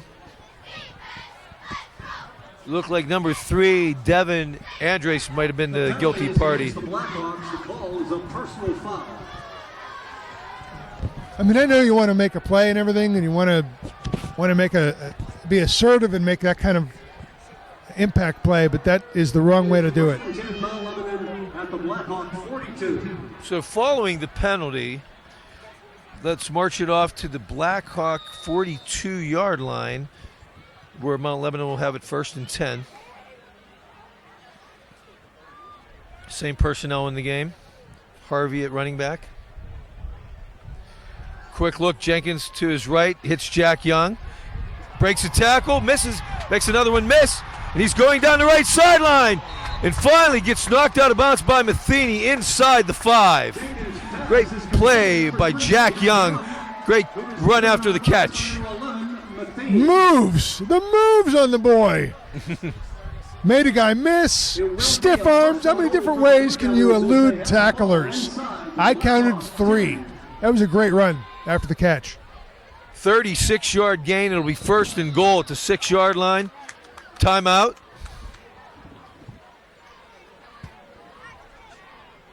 Or is that a flag, Denny? I don't see a flag. They're I see an official back, so on the far side some picking up call on the Blue Devils.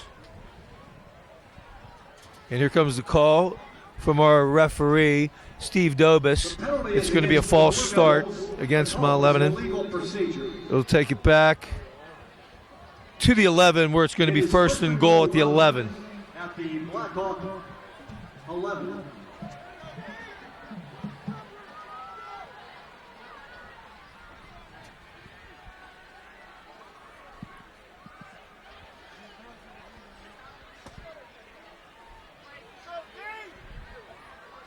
Jenkins, quick look to his left.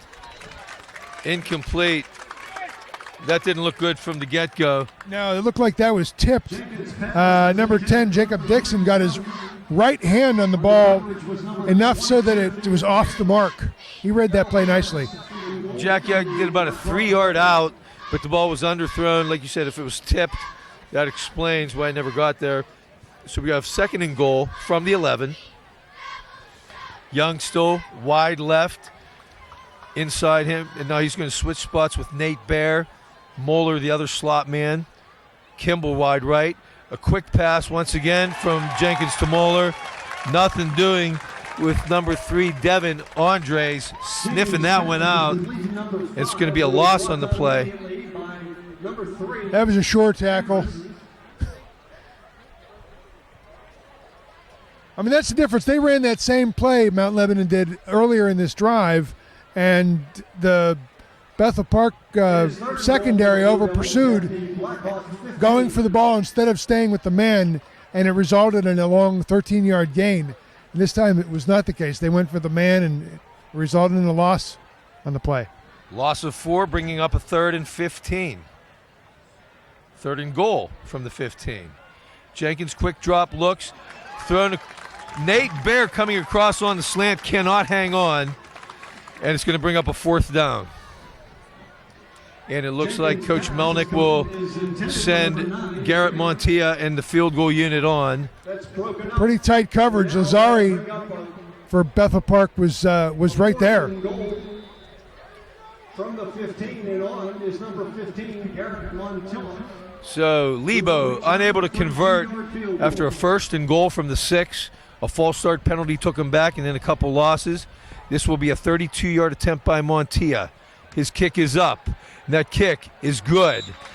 With 10:39 remaining in the 3rd quarter, Bethel Park 20, Mount Lebanon 10. There's a couple different ways to look at that. You could be disappointed that you didn't come away with 6 with the ball so close to the goal line, but on the other hand, you did come away with points, and maybe your defense can make a stop and start to gain some momentum that you lost in the 2nd quarter. I mean, beside the way the backwards momentum once you got inside the 10, there were some good things I saw on that drive. Clearly they like the bubble screen more than they have really all season.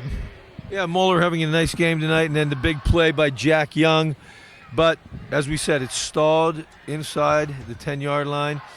Settled for the field goal, and let's see if the defense can now step up, because the Bethel Park offense has had the momentum in the 2nd quarter. Yeah, they've had big plays Bethel Park has all game, and stopping that will go a long way to shutting down this Bethel Park, this fairly experienced Bethel Park offense. Their main players on this offense, all seniors. And number 22, Zachary Taylor. Okay, that Mount Lebanon field goal drive was a 5-play, 50-yard drive. Took a minute 21 off the clock. And Joey Lowen is on to kick it off now for the Blue Devils. Charlie Davis deep once again for Bethel Park. Nice high kick by Lowen. It's going to be taken around to 13. Nice run by Davis. He's still on his feet. Bounces off a few tacklers. Finally dragged down around the 34-yard line. Number 2, Charlie Nate Baer in on the play. That's a quality run, but you got to bring that like kid number down. 23, John Naylor, was in on it. Sorry, So Denny, I didn't realize you were talking. 1st and 10 from the 34. I didn't realize you were talking. I'm sorry. That's a quality run, but you got to bring that kid down before at the first contact and not let him run around like that. I formation, slot to the right. Now the fullback moves up into an H-back position right offside the tackle. Here comes Murphy. Nice run around the right side. Gets knocked out of bounds, and there comes a flag. Looks like it's going to be a late hit. Yeah, that looked like a face mask. I thought somebody got a hand in there inside the helmet near the face. by number 11, Corella. You know, that's... You have a penalty on the play. I understand wanting to make the play, but you can't be too aggressive. Oh, it's actually a face mask, not a late hit.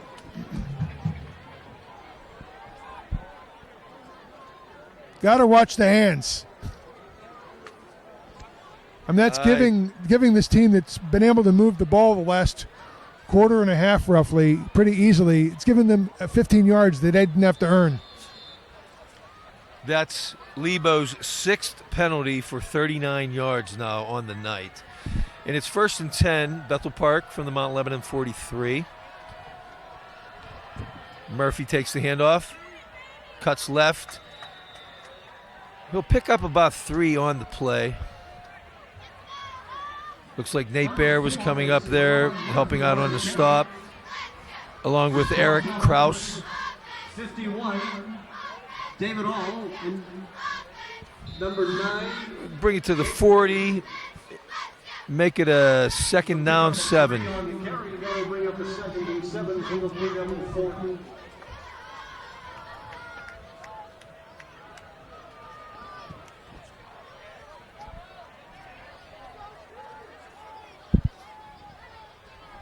Bethel Park's running out of time here. They got to get this play off. And they do, and it's a handoff to Murphy. He's going to be dragged down from behind in the backfield by big number 65, Paul Gratton. Murphy takes the handoff and is brought down. Gratton was a bright spot in the first half. Seems that he has regained some of his form from earlier this game. It is a 3rd and 8 for the Blackhawks. The ball is spotted at the Blue They're going to put it down at the 41, so that'll make it a 3rd and 8. Charlie Davis back in the game, was out for a play as Chandler Dietz now comes out. They have a slot to this side. Play action. Matheny has time. He's going to roll to his left, getting pressured by Blango. Finally just going to throw it away. I think we have a player down. And whistle, we have a player down. It looks like Chaz Blango. That's incomplete. That'll bring up a 4th. He went down. I didn't see anybody touch him when he went down. It looked like he may have, I'm not really sure what happened there. It looked like he wasn't touched, certainly wasn't blocked on the play. In addition to Blango, Eric Kraus he was hit. Was also down on the play. So I'm sorry, Denny, I was mistaken. He was hit, and the block came sort of, right here at the shoulder blade.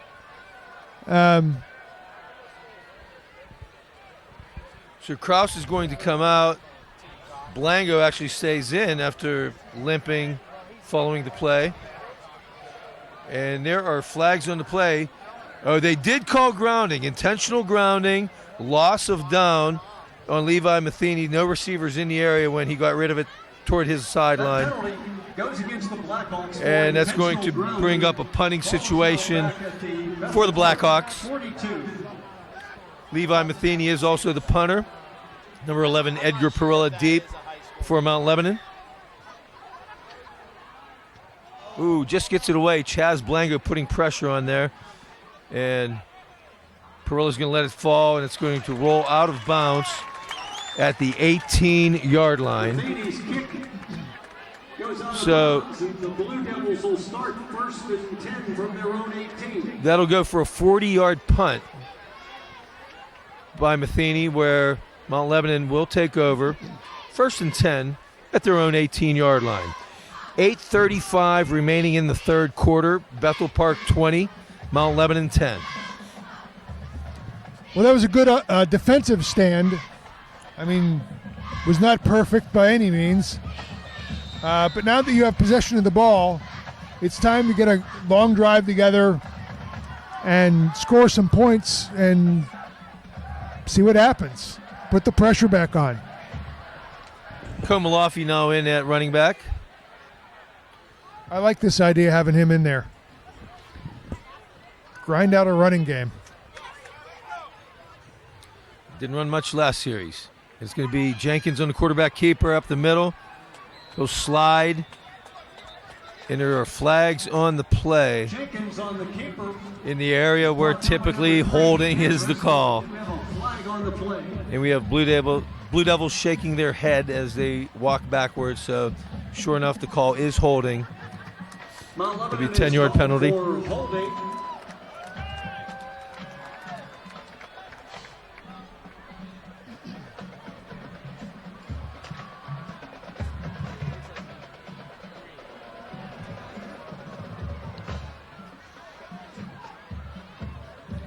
Going to bring it all the way back to the 11-yard line. So this changes your play calling pretty considerably. In a big way.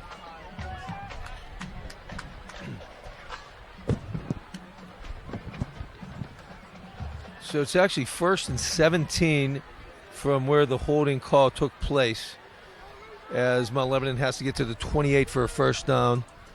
Ball on the 11. Jenkins is going to look to his left, complete on a slant. No, incomplete. Dropped. Jack Young, once again, could not hang on, and it'll be a third down. Jenkins passes. Excuse me. 2nd and 17. And we've seen a lot of that tonight. Drop balls in traffic, especially on slant plays. And On the coverage these, with number 8, if I'm not incorrect, Denny, these slant plays would have gone for 10, 15, 20 yards before there was a defender there to make a tackle. Third or fourth one. You're right, Sean. So we have 3 wide receivers to the short side of the field here, while Jack Young is alone to the far side. And Delay of game. Eddie saw the play clock running out, tried to call a timeout. Oh, they did. And they are going to grant him the timeout. So the back judge threw the flag. Right before.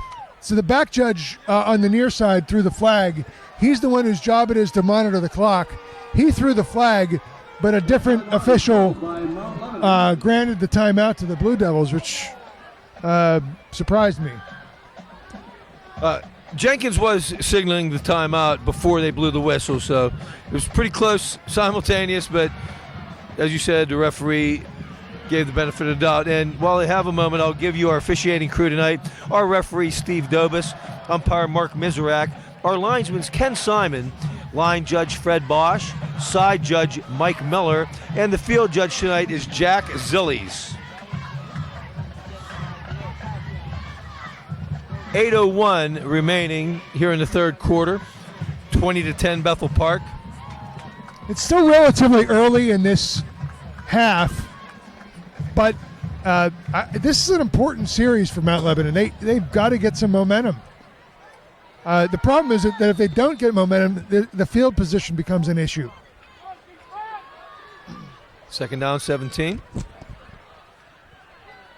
Jenkins will fake to Kumalafi and keep around the left side. Not a whole lot of running room. Number 3, Devin Andres on the stop for Bethel Park. It's going to bring up a third and long situation for the Blue Devils. That's a long time to ask your guys out on the left wing to hold blocks. That It'll bring play up has third and 12. That play has to unfold a little quicker for that to work. He's got to be off the left side and up the field.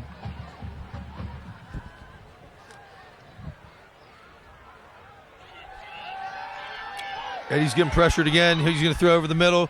Jack Young comes down with it this time. It's going to be good enough for first down yardage for the Blue Devils. Nice catch by Jack Young across the middle, going up and getting it. And a much-needed first down for the Blue Devils to move the sticks. Out to the 32-yard line, 1st and 10.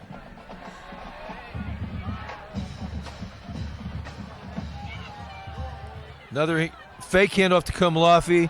Quick screen to the left side to Moeller. Nice, nifty run after the catch.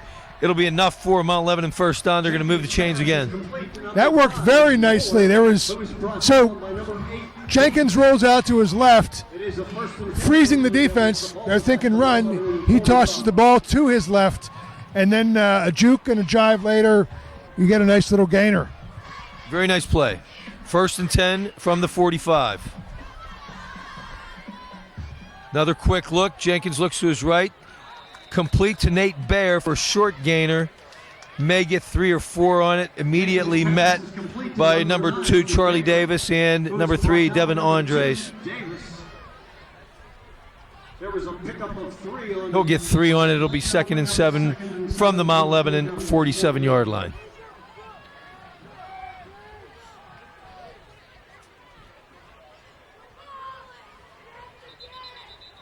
Ugh. Flags before the snap. So this is obviously Is he against. seeing a false start? Yeah, I think there was some ball movement before the snap. How many false starts have we had tonight? My goodness. Now 8 penalties for 54 yards. The penalty is against the Blue Devils. It's a dead ball and illegal procedure. The ball is now at the Looks like center Ian Walsh was arguing with the official saying, look, what I was doing was putting the ball where it should be. Not going to work. That'll take it back to the 43-yard line. 2nd and 12. Jenkins on a quarterback draw up the middle.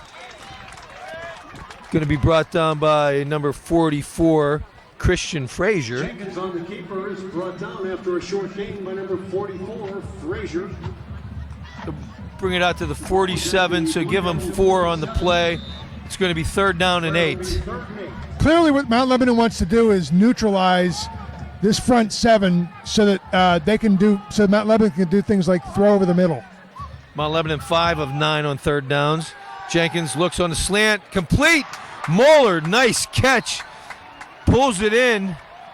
He's going to get down close to the 30-yard line, brought down by 22, Zach Taylor.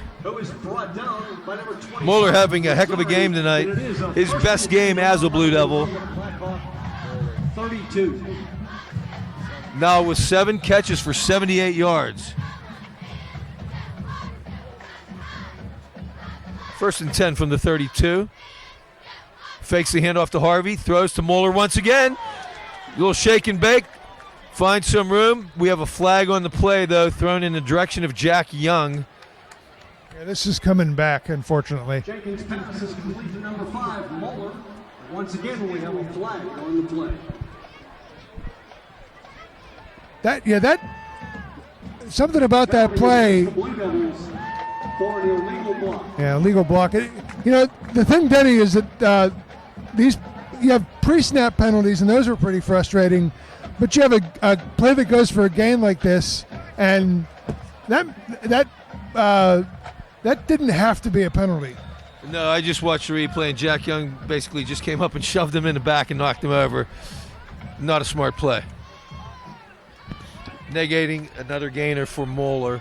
So this is going to bring it back to the 43-yard line of Bethel Park, where it'll be 1st down and 20. Another slant across the middle to Moeller. And the route is jumped, and it is intercepted. Intercepted by number 25, Jeremy Lazari. Finally, maybe we went to the well once too often on the quick slant, and Lazari jumped the route from the safety position. And it'll be 1st and 10, Bethel Park from their own 35. That's the danger of running that play, Denny, and in fact, they've been running that play from that side almost exclusively on this drive. And it was, only a matter of time before you had somebody spying on that side, waiting for a pass to be thrown in that area. Jenkins' 3rd interception on the season. And it'll be Matheny from his own 35. He's going to throw deep down the middle. Oh! Intended for the big, tall tight end, Dixon. And number 9, Nate Baer, just got there in time, got up and got a hand on it to deflect it and knock it down incomplete. That was a catchable ball, but yes, the deflection, I think, changed the trajectory of the ball just enough to make it more difficult for Dixon to catch that football. But we have flags once again, and Mount Lebanon is marching backward. Let's see what this is this time, Sean. Personal foul, roughing the passer. Let's see who this could have been. He's off camera. You just can't do that, though. It looked like Hunter Kazin. And that's going to bring it out to midfield, where Bethel Park will have it 1st and 10.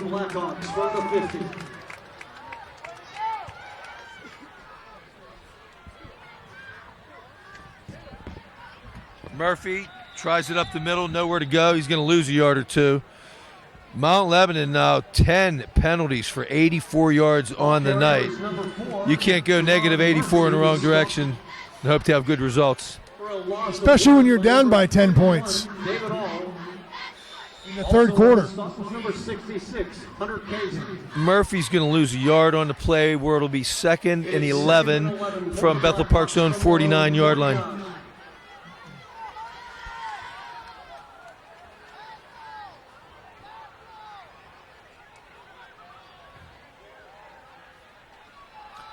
Matheny, play action. He pump fakes. He looked to go long, but no. Davis, who looked like he was going to go long, made a cut, came back on it, made the catch. Looks like about a yard shy of the first down on the comeback pattern. Very nicely run. It did what looked like it was going to be an out and up as Levi Matheny pump fake, and then Davis took about another 2 or 3 yards upfield, but then cut back on the comeback pattern. It's going to bring up a 3rd and 1 at the 41-yard line. Got to get a stop here. Bethel Park 2 of 8 on 3rd downs tonight. Matheny's going to keep. He's going to get the first down, crossing the 40-yard line. Number 56, Coleman Coco, coming up to make the play. Coleman Coco.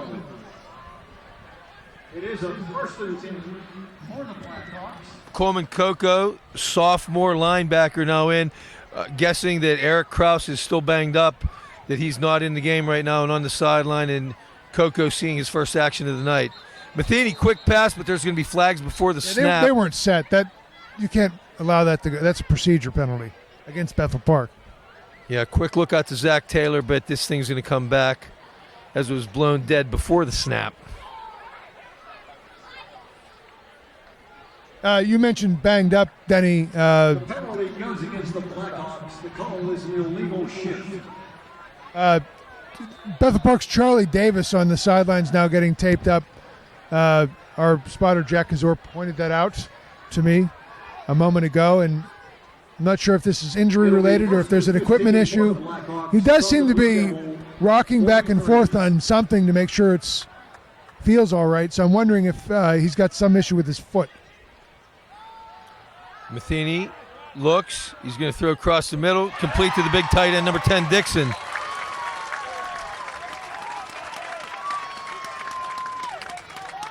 Going to be brought down by Nate Baer, but not until a gain up to the 25-yard line. That's going to move the chains once again.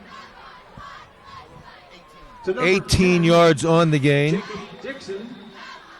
1st and 10 from the Mount Lebanon 25-yard line. That was just across. The Blue Devils caught man coverage, and the ball was thrown in front of the receiver, so he caught on a dead run. Davis out and Dietz now in the game. Handoff up the middle. Tripped up initially, but fought for a couple more yards. I don't believe that was Murphy. Who do they have in there now at running back? 25, Jeremy Lazari, who made the great interception last series. He was stopped by number 51, David Hall, after a short gain. And here comes Davis back in the game after being taped up. He's a threat. When he's in the game, I mean, you got to watch it. Ball now at the 24-yard line, 2nd down, 9. Matheny drops, looks to his left. A quick pass over the middle. Looks like the big tight end, Dixon. Going to be a short gainer. Number 51, David All, coming up to make the stop. On the stop, it was number 51, David All. Ball will be spotted at the 21-yard line. It'll be a 3rd down and 6. 21. For those of you that have a 50, Bethel Park 3 of 9 on 3rd downs tonight. Clock running down here in the 3rd quarter, 45 seconds remaining. Big 3rd down play. Matheny rolls to his left. Has time, he looks, he's going to throw into the end zone. It's going to be picked off. Edgar Peroic picks it off at the 1-yard line. He's going to bring it back out. Has running room. Still going. Crosses midfield. He may go. Edgar Perilla cuts it back. One man to beat. Edgar Perilla is going to take it. 100 yards for a Mount Lebanon touchdown. Oh my! Edgar Perilla on a nifty run, breaks tackles, steps out of tackles, takes it all the way. We'll have to wait for an official ruling if it was 99 or 100 yards, but he went the length, and Mount Lebanon is right back in this ballgame, folks. That play absolutely electrified this crowd. And I'll tell you something, Denny. Bethel Park, Bethel Park quarterback Murphy was pancaked. Matheny was pancaked on that play. I was concerned that there would be a flag. It was just almost a hair late. Montia's kick is up and good with 19 seconds remaining in the third quarter. Bethel Park 20, Mount Lebanon 17. So so that play as it was unfolding, and it happened slowly. None of the rollout plays today for either team really have worked out. They've all been, what it does in effect is it closes off half the field. And if you drop all your defensive backs and cover the areas, there's no place to throw the ball, and that's exactly what happened on that play. Right you are, Sean. Not a good throw. Right to Perilla. Did not see who the intended receiver was, but what a run by Edgar Perilla to bring the Blue Devils right back in this game. 20-17, 19 seconds remaining here in the third. Just to give you an idea how important that play is, they were in field goal range when that interception was thrown, and not only did the drive stop, but it resulted in 6 points. That's a huge swing. Joey Lowen in to kick it off for Mount Lebanon. And number 2, Charlie Davis, is going to go back deep to receive for the Blackhawks.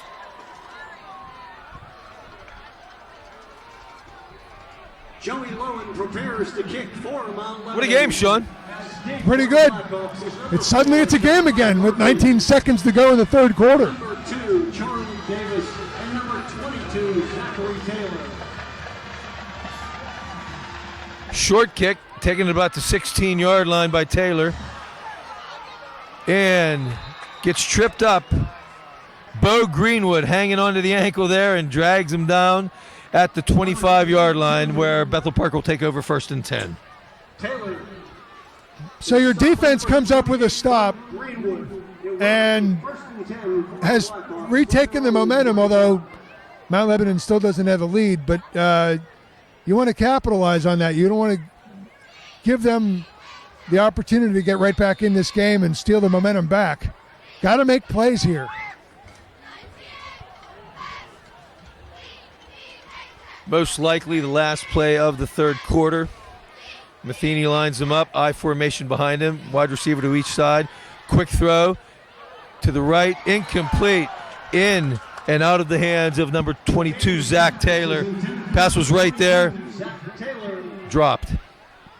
Taylor looks a little banged up, like he may have pulled something or is somehow injured.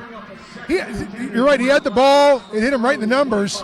I don't know what happened. He lost control of it. He tried to regain control of it, and doing that, batted the ball away from himself, and it was too late. Incomplete pass. He's coming off. He's injured. I think he pulled a hamstring, Denny. I see. Yeah, he's walking funny. Takes a knee on the sideline. It's his left leg, his hamstring on his left leg. 2nd and 10 from the 25. Handoff up the middle. The running room. Jeremy Lazari with a nice run. It's going to be enough for first down yardage. He'll get it out to the 37-yard line. Gain of 12 on the run. And that'll do it for the third quarter. At the end of 3, our score, Bethel Park 20, Mount Lebanon 17. A much better third quarter than the second. Yeah. And when you're in striking distance like this, it's good for everybody involved. Now, Mount Lebanon has not been in this position all year. Down heading into the fourth quarter. Bethel Park has some experience this year with having to either maintain leads in the fourth quarter or having to play from behind. And their 2 losses earlier this year went into the fourth quarter with the score still close. So we'll see how they respond. But I'm interested to see, in particular, how Mount Lebanon responds, having home field, it being homecoming. This has been a grueling game for both teams. Very big game in the standings, no doubt.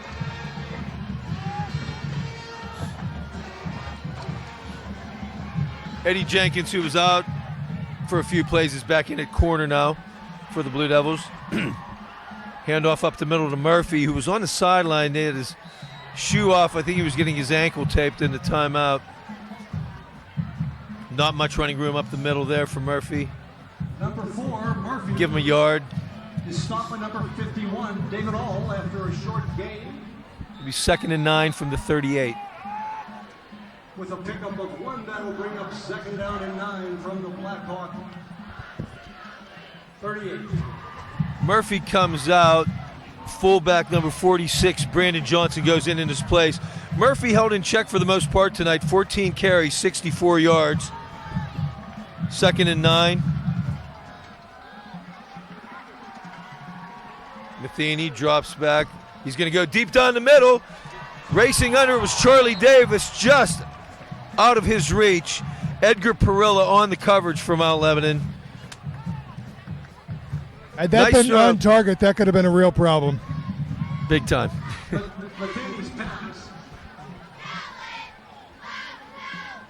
comes up incomplete. They say it's a game of inches. He was inches from that ball being in a part of his hands that makes that more catchable.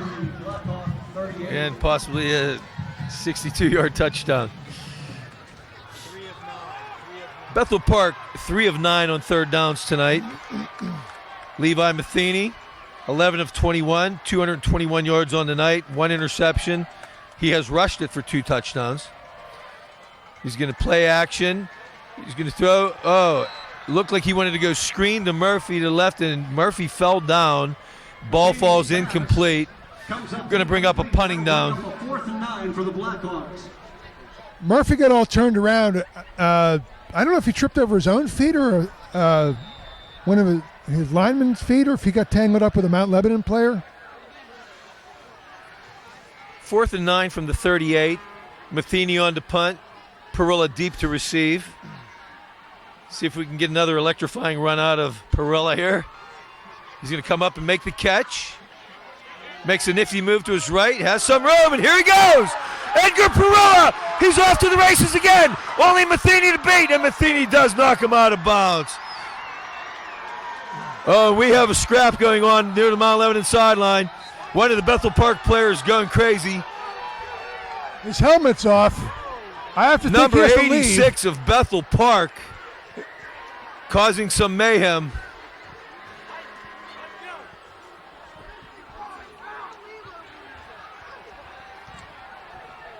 Let's see what the call is on this one. This was behind the play, folks. We're going to watch a replay here, unfortunately, that you can't see, and see if we can. No, the camera was beyond the play, so we can't quite see what happened on the play. Let the officials sort this one out and see who the guilty parties are. I can guarantee you, number 86 for Bethel Park, Brendan Todd is one of them. Whether any Mount Lebanon players are guilty as well, we will find out soon. Yeah, you can't have your helmet off on the field. I think that means something. I'll tell you, I saw the look on the faces of the Bethel Park coaches. They were not happy at all. I think primarily with the way their players behaved, and they're getting an earful right now from the Bethel Park coaching staff. But how about another nifty run by Edgar Perilla? Let's not gloss over that. That was outstanding.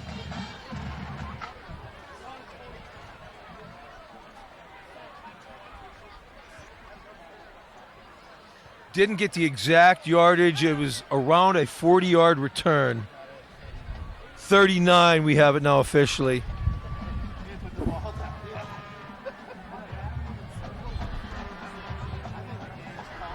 And it looks like here comes our call after the officials have huddled.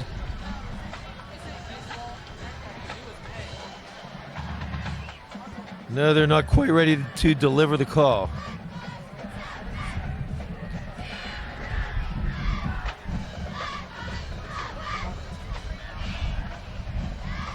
You know what, Denny? It looks like they're going to march off some yards here. Personal foul, Bethel Park.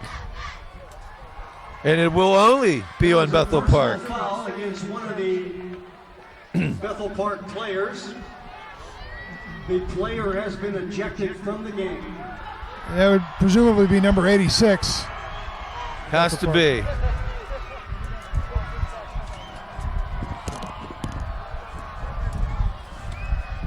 As I said, unfortunately, we did not see how it started, but as the brawl was going on, it was evident that number 86, Brendan Todd, was wailing on one of the Mount Lebanon players. So obviously it was unprovoked, and the 15-yarder and the ejection will go against Bethel Park.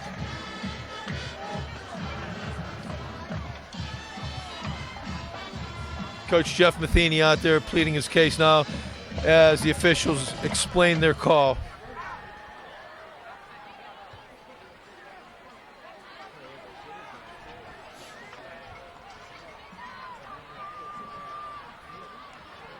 Still waiting for them to spot the ball. However, where the officials are standing, it appears to be around the Bethel Park 28. No, it's going to be further than that.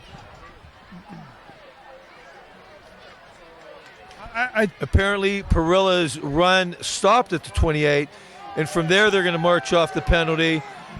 I would think a half the distance to the 14, and yes, it will be. Yes. That'll spot the ball for the Blue Devils at the Bethel Park 14, where it'll be 1st and 10. Big break for the Blue Devils.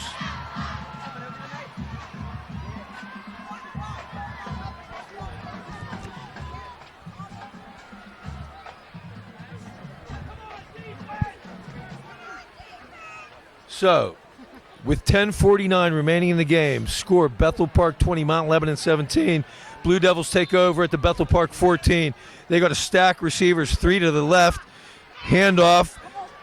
It's going to be David Harvey. Bounces off a tackle, gets a nice gainer inside the 10. Dave Harvey met resistance up the middle, bounced it to his right. Gets down to the 8-yard line with a 6-yard gain. It'll be 2nd and 4. Harvey remembering, just because they're standing me up doesn't mean I'm down. I can roll away and gain some extra yards. Tough bruising runner, usually gets some hard yardage, and here he comes again. Met immediately in the backfield, though. Nothing he could do on that one.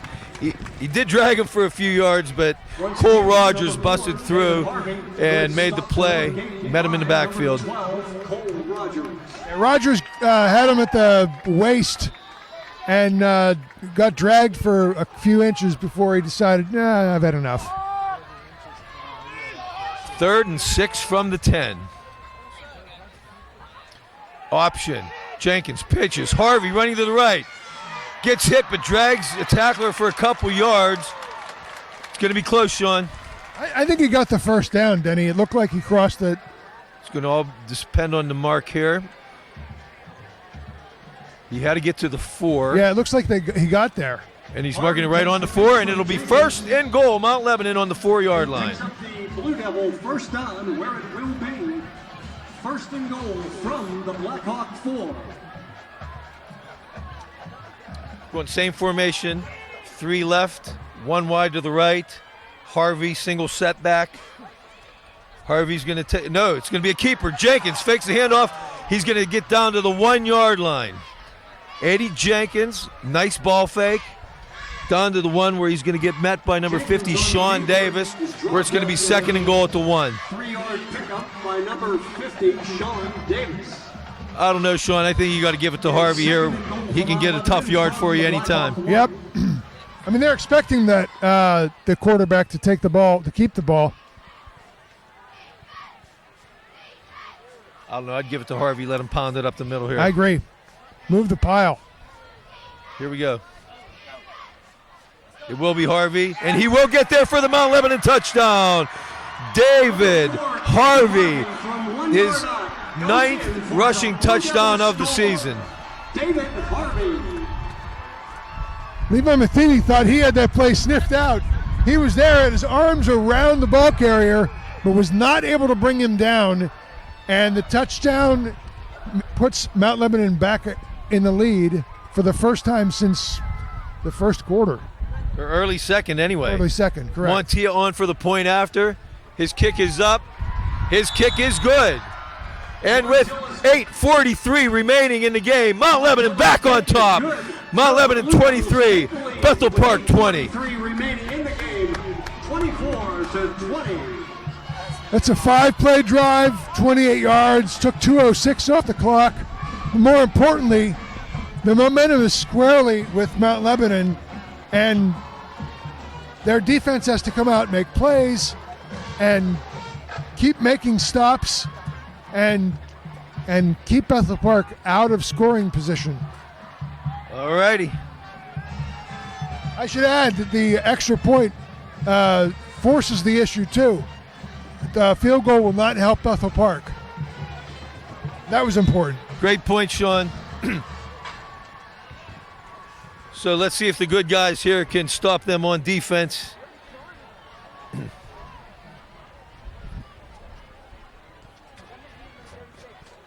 Joey Lone, we can use a touchback on this one, buddy.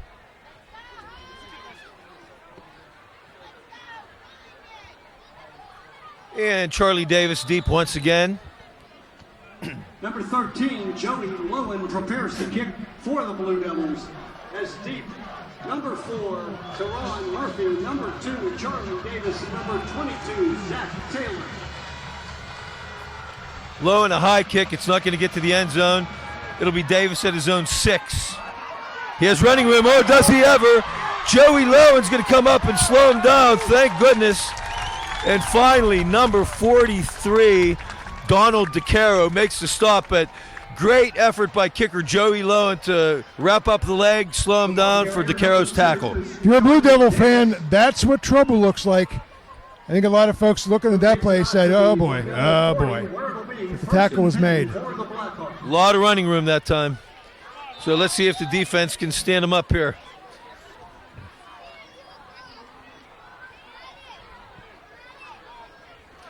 Coleman Coco still in at inside linebacker for the injured Eric Kraus.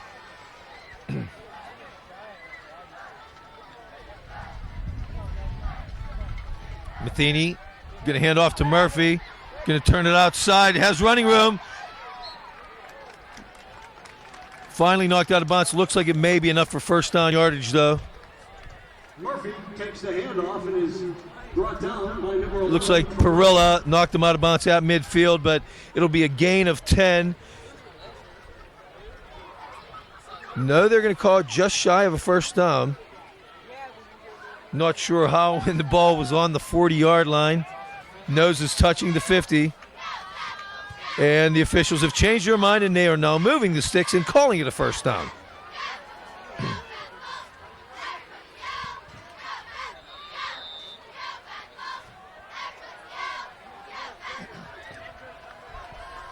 Fullback Johnson sets on the wing. Murphy, nothing doing up the middle, but he bounces out, trying to make something out of nothing. But he's going to be dragged down by Chaz Blango. But we do have a flag on the play. Murphy is run down in the backfield by number 71. One difference between the way this defensive line is played in the second quarter and than they've played since then is that they're way more aggressive. They're flowing to the ball much, much better. They were getting schooled in the second quarter. What's that, a chop block by Bethel Park? It's going to come back. Does look like this is going against Bethel Park. Blackhawks for a chop block. So they're going to walk back.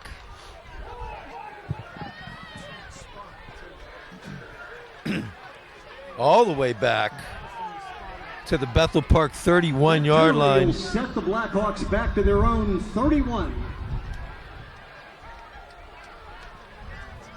Sloppy game from a penalty standpoint tonight, folks. Yellow flags flying all night long. Bethel Park, that's their 9th penalty for 97 yards.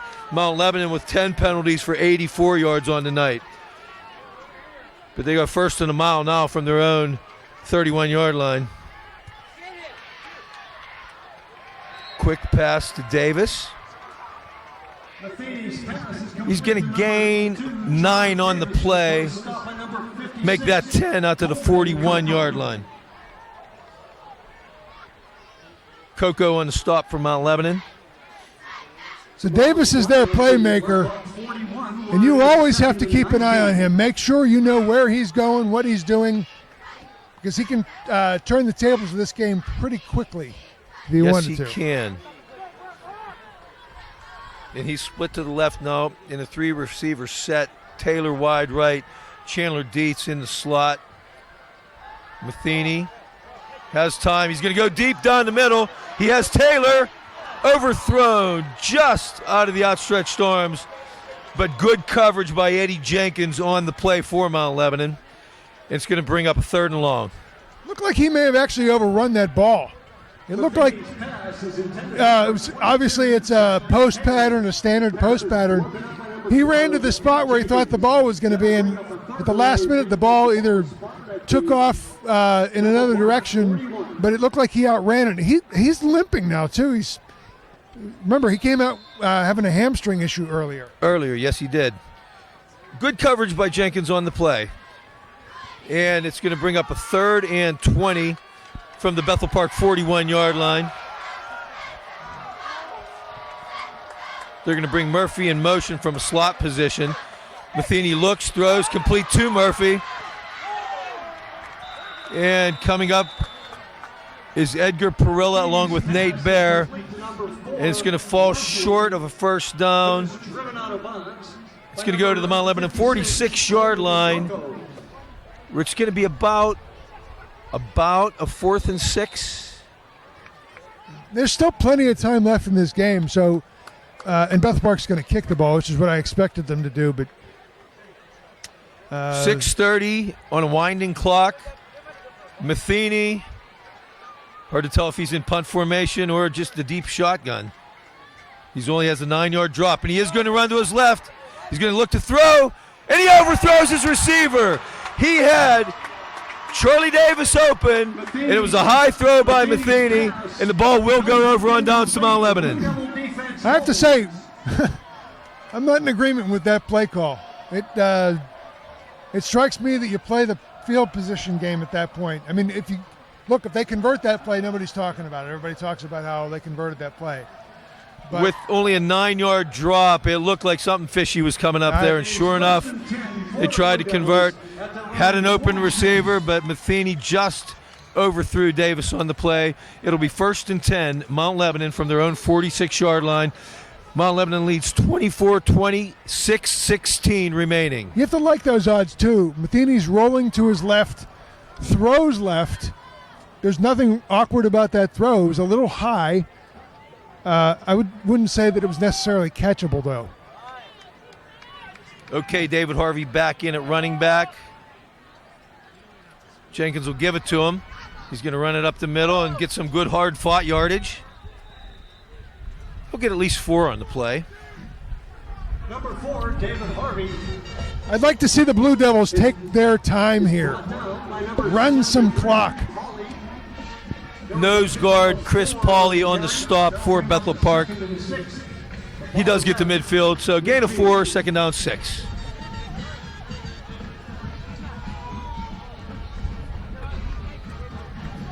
How about this formation? We have number 4 Harvey and Wildcat, but we have Jenkins out here in the slot in a 5-wide open set. But it's going to be a keeper up the middle by Harvey.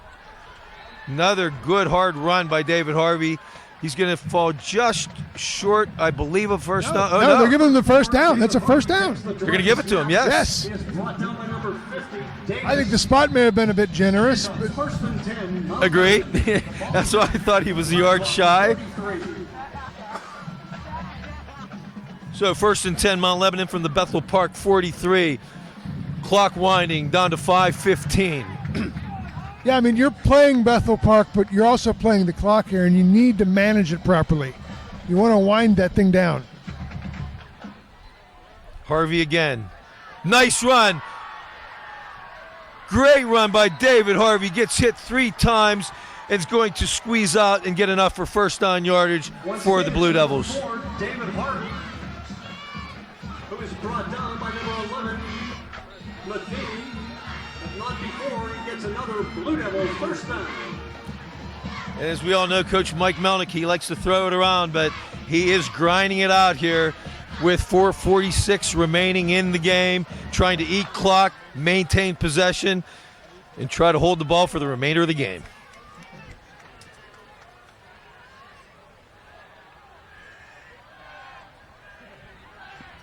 Harvey again. Makes a little out of nothing. I mean, it was met at the line, but was able to squeeze through for at least 2 or 3 yards anyway. Harvey is brought down after a short gain by number 10, Jacob Dixon. It'll be 2nd and 8 as the ball is at the Blackhawk 30. David Harvey grinding out some tough yardage tonight, 14 carries for 50 yards. Bethel Park is lining up with the intention on every down to bring an extra body. That last play they brought in their outside, an outside guy. They're doing the same thing. 10, you're right. The outside linebacker looked like he's coming, but no.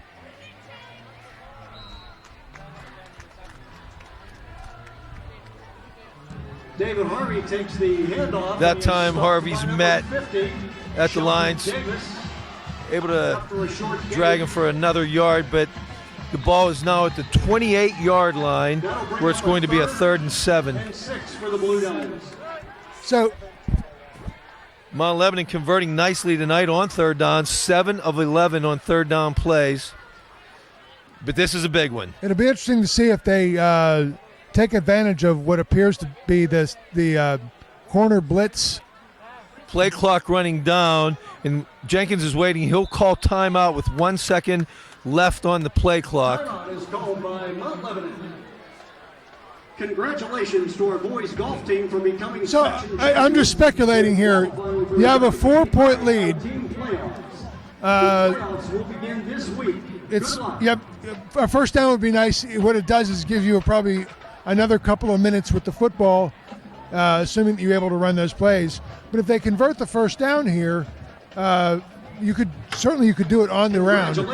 But if they show blitz, and they show it particularly an outside blitz, and there's an opportunity to run a slant play and exploit that, do you take that play? I think you have to, because it's been open all night long. It'll be interesting to see what the play call is here, Sean. A conversion here could put it away, you would think.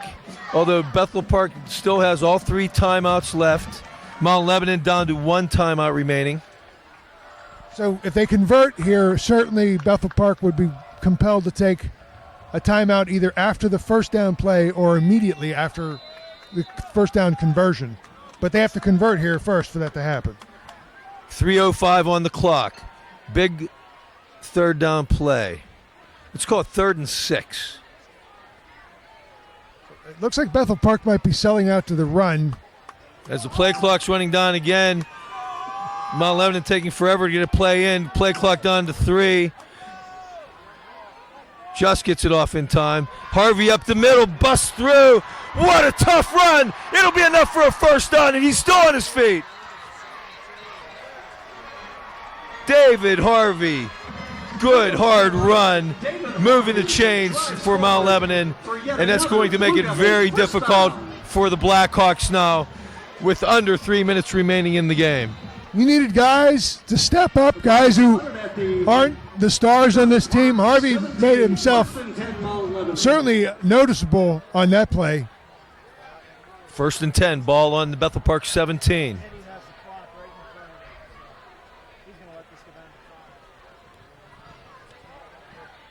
Play clock down low again. 4, 3, 2, just gets it off. Fake handoff. Jenkins going to keep. He has running room. He's going toward the end zone. He's in for a Mount Lebanon touchdown. Eddie Jenkins, after the fake handoff to Harvey, makes a couple nifty moves and takes it in from 17 yards out. And Mount Lebanon is in control of this game, folks. How many different ways can you win games this year? You win the blowout against Baldwin earlier. You run that frustrating game a few weeks ago against Penn Hills. And then this game, a team that's formidable comes in here with a talented squad, and you beat them. What a change in momentum in this second half, folks. Montilla on for the point after. Kick is up. Kick is good with 2:21 remaining. Mount Lebanon 31, Bethel Park 20. The Bethel Park Blackhawks 20. That scoring drive, 7 plays, 54 yards, took 3 minutes and 55 seconds left on the clock. 2:21 remaining now. What a turn of tide in the second half. And it all began with Edgar Perilla on a 100-yard interception return. That play, maybe the turning point in the season. Think about that. Right, you are. I mean, Mount Lebanon's going to end this evening still undefeated, and it could have gone the other way. That's a ball that was thrown to the goal line. Yep. And it was on the interception, but it was not just that it was intercepted. He returned it for a touchdown. He turned 6 points for the other team into 6 points for Mount Lebanon. That's a huge swing. It will be senior night. Please make plans to join us and recognize. And I would add that it makes the next 2 games all the more important. Right, you are. Preparing to kick off for the Blue Devils is number 13, Joey Lowe. Deep. Number 2, Charlie Davis. Number 22, Zachary Taylor. Number 4, Teron Murphy. Joey Lowen, high, short kick this time, taking it to 15-yard line. This will be Charlie Davis. He has some room. Breaks a tackle, finally brought down out around the 37-yard line. It looks like number 17, Patrick Kimball, was on the play. That's not the guy you want to kick the ball to. I know. Tucker Donati and number 17, Patrick Kimball. Now you have to think Bethel Park's going to run, going to throw the ball and throw the ball quickly and throw the ball often. So I expect them to probably take a shot deep right off the bat. 2:12 remaining. 1st and 10. Bethel Park, they're on the 37-yard line. Slot left, wide receiver right. Matheny rolls left, looks, throws, complete. Davis will take it and step out of bounds at his own 46-yard line. As I said, obviously they're going to run it out and get out of bounds and stop the clock. Bring it out to the 46-yard line. It'll be 2nd and 1. Dietz comes out of the game, so does fullback Johnson.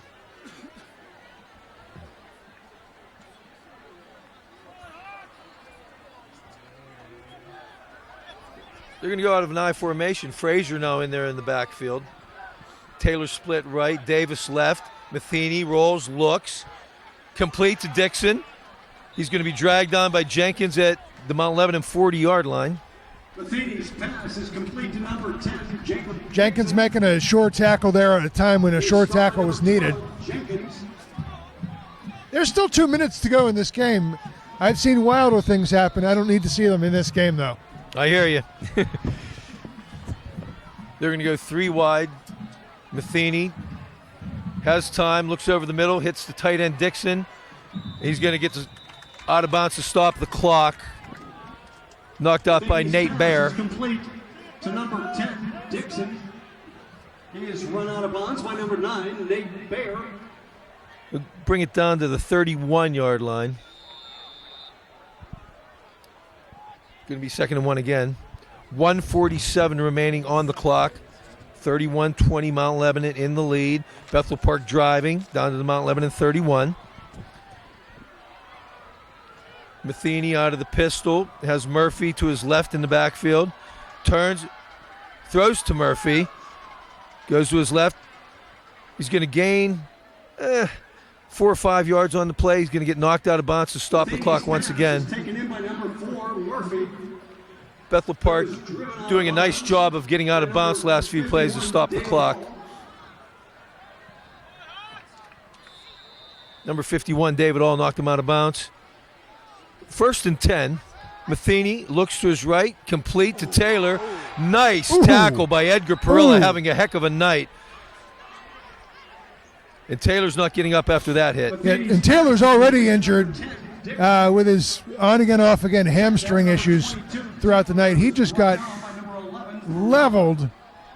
He probably just has the wind taken out of him. But, boy, he's had a rough night, that kid. And Perilla has had what a night on both sides of the ball and including special teams as well.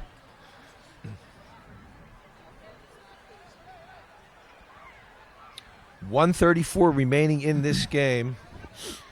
Mount Lebanon looking to go 6-0, 5-0 in the Southeastern Conference.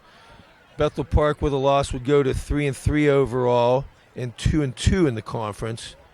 However, they have not given up yet with 1:34 left, down by 11.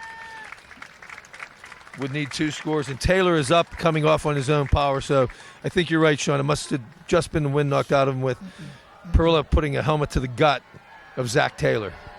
I mean, it was a violent collision, but it wasn't the kind of thing that you say, wow, boy, he's not getting up from that. It was a clean tackle, and he hit him in the one place where, if you've ever been hit like that, roughhousing or what have you, that's not the place you want to be hit. No. So now you got Chandler Dietz split wide to the left in place of number 22, Taylor. And Matheny's rolling, gets out of the grasp of a would-be tackler, and then finally brought down by number 66, Hunter Kays. And Paul Gratton had big pressure in the backfield but couldn't hang on. Matheny did a nice job getting out of it, but now he is limping off the field. Matheny, he seems to be holding his wrist. Number 12, Cole Rogers, now in the game at quarterback.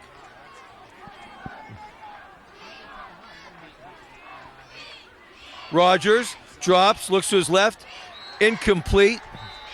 Ball just falls shy of Chandler Dietz. Rogers' pass is intended for number 5, Woodard. That is incomplete. That ball was well short, and for having no warm-up prior to getting out there and having to throw a pass late in the game when you need to throw a pass, that's not the situation you want to be thrown into as a quarterback. So 4th and 6.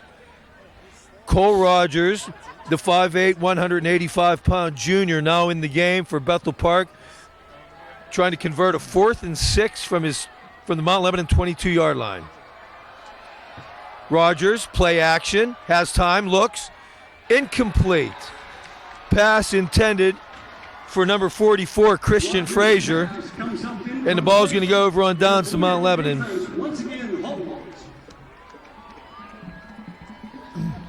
And that ought to about do it, Denny. It should, with 51 seconds remaining. Ball over on downs to Mount Lebanon. They'll take over at their own 22-yard line.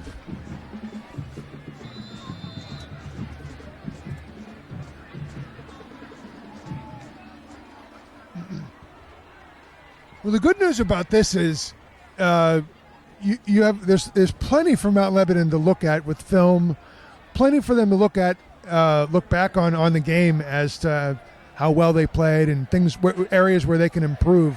But you have all that without having to lose this game. And did this well without one of our stars, Nick Tomasi, tonight, missing the game. Pat Moeller stepping up with a big game to make up for Tomasi's absence. So Bethel Park calls a timeout with 44 seconds remaining. At this time, I'd like to thank our staff, our spotter, Jack Kazora, our statisticians, Tony Rinaldi, along with Tyler Bloomling, our engineer, Jordan Grogan,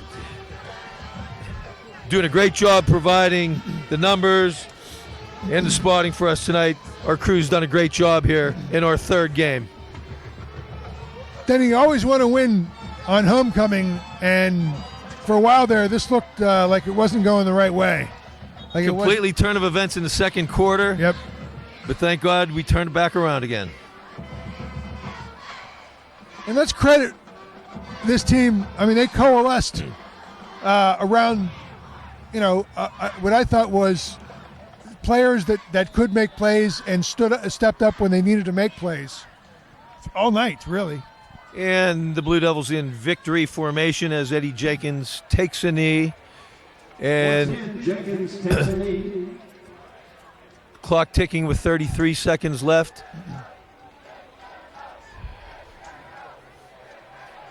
And they're waiting to start the play clock, and to the point that Mount Lebanon is not going to have to take another play. So, folks, that'll do it.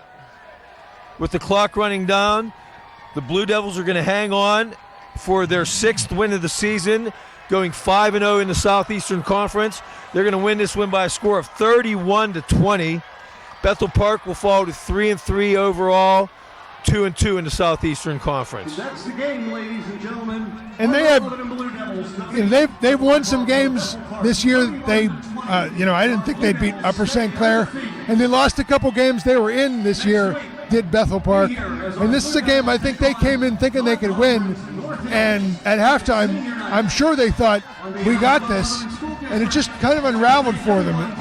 But give Mount Lebanon credit. They came in here, took a look at what they'd done in the first half, made the adjustments they needed to make, and improved their play in the second half. That was the difference. They made plays when they had to, converted when they had to, executed, and they ended up prevailing here.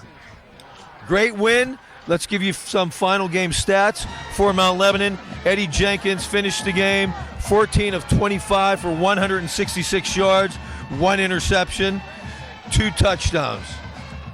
Rushing, David Harvey, 16 carries for 62 yards.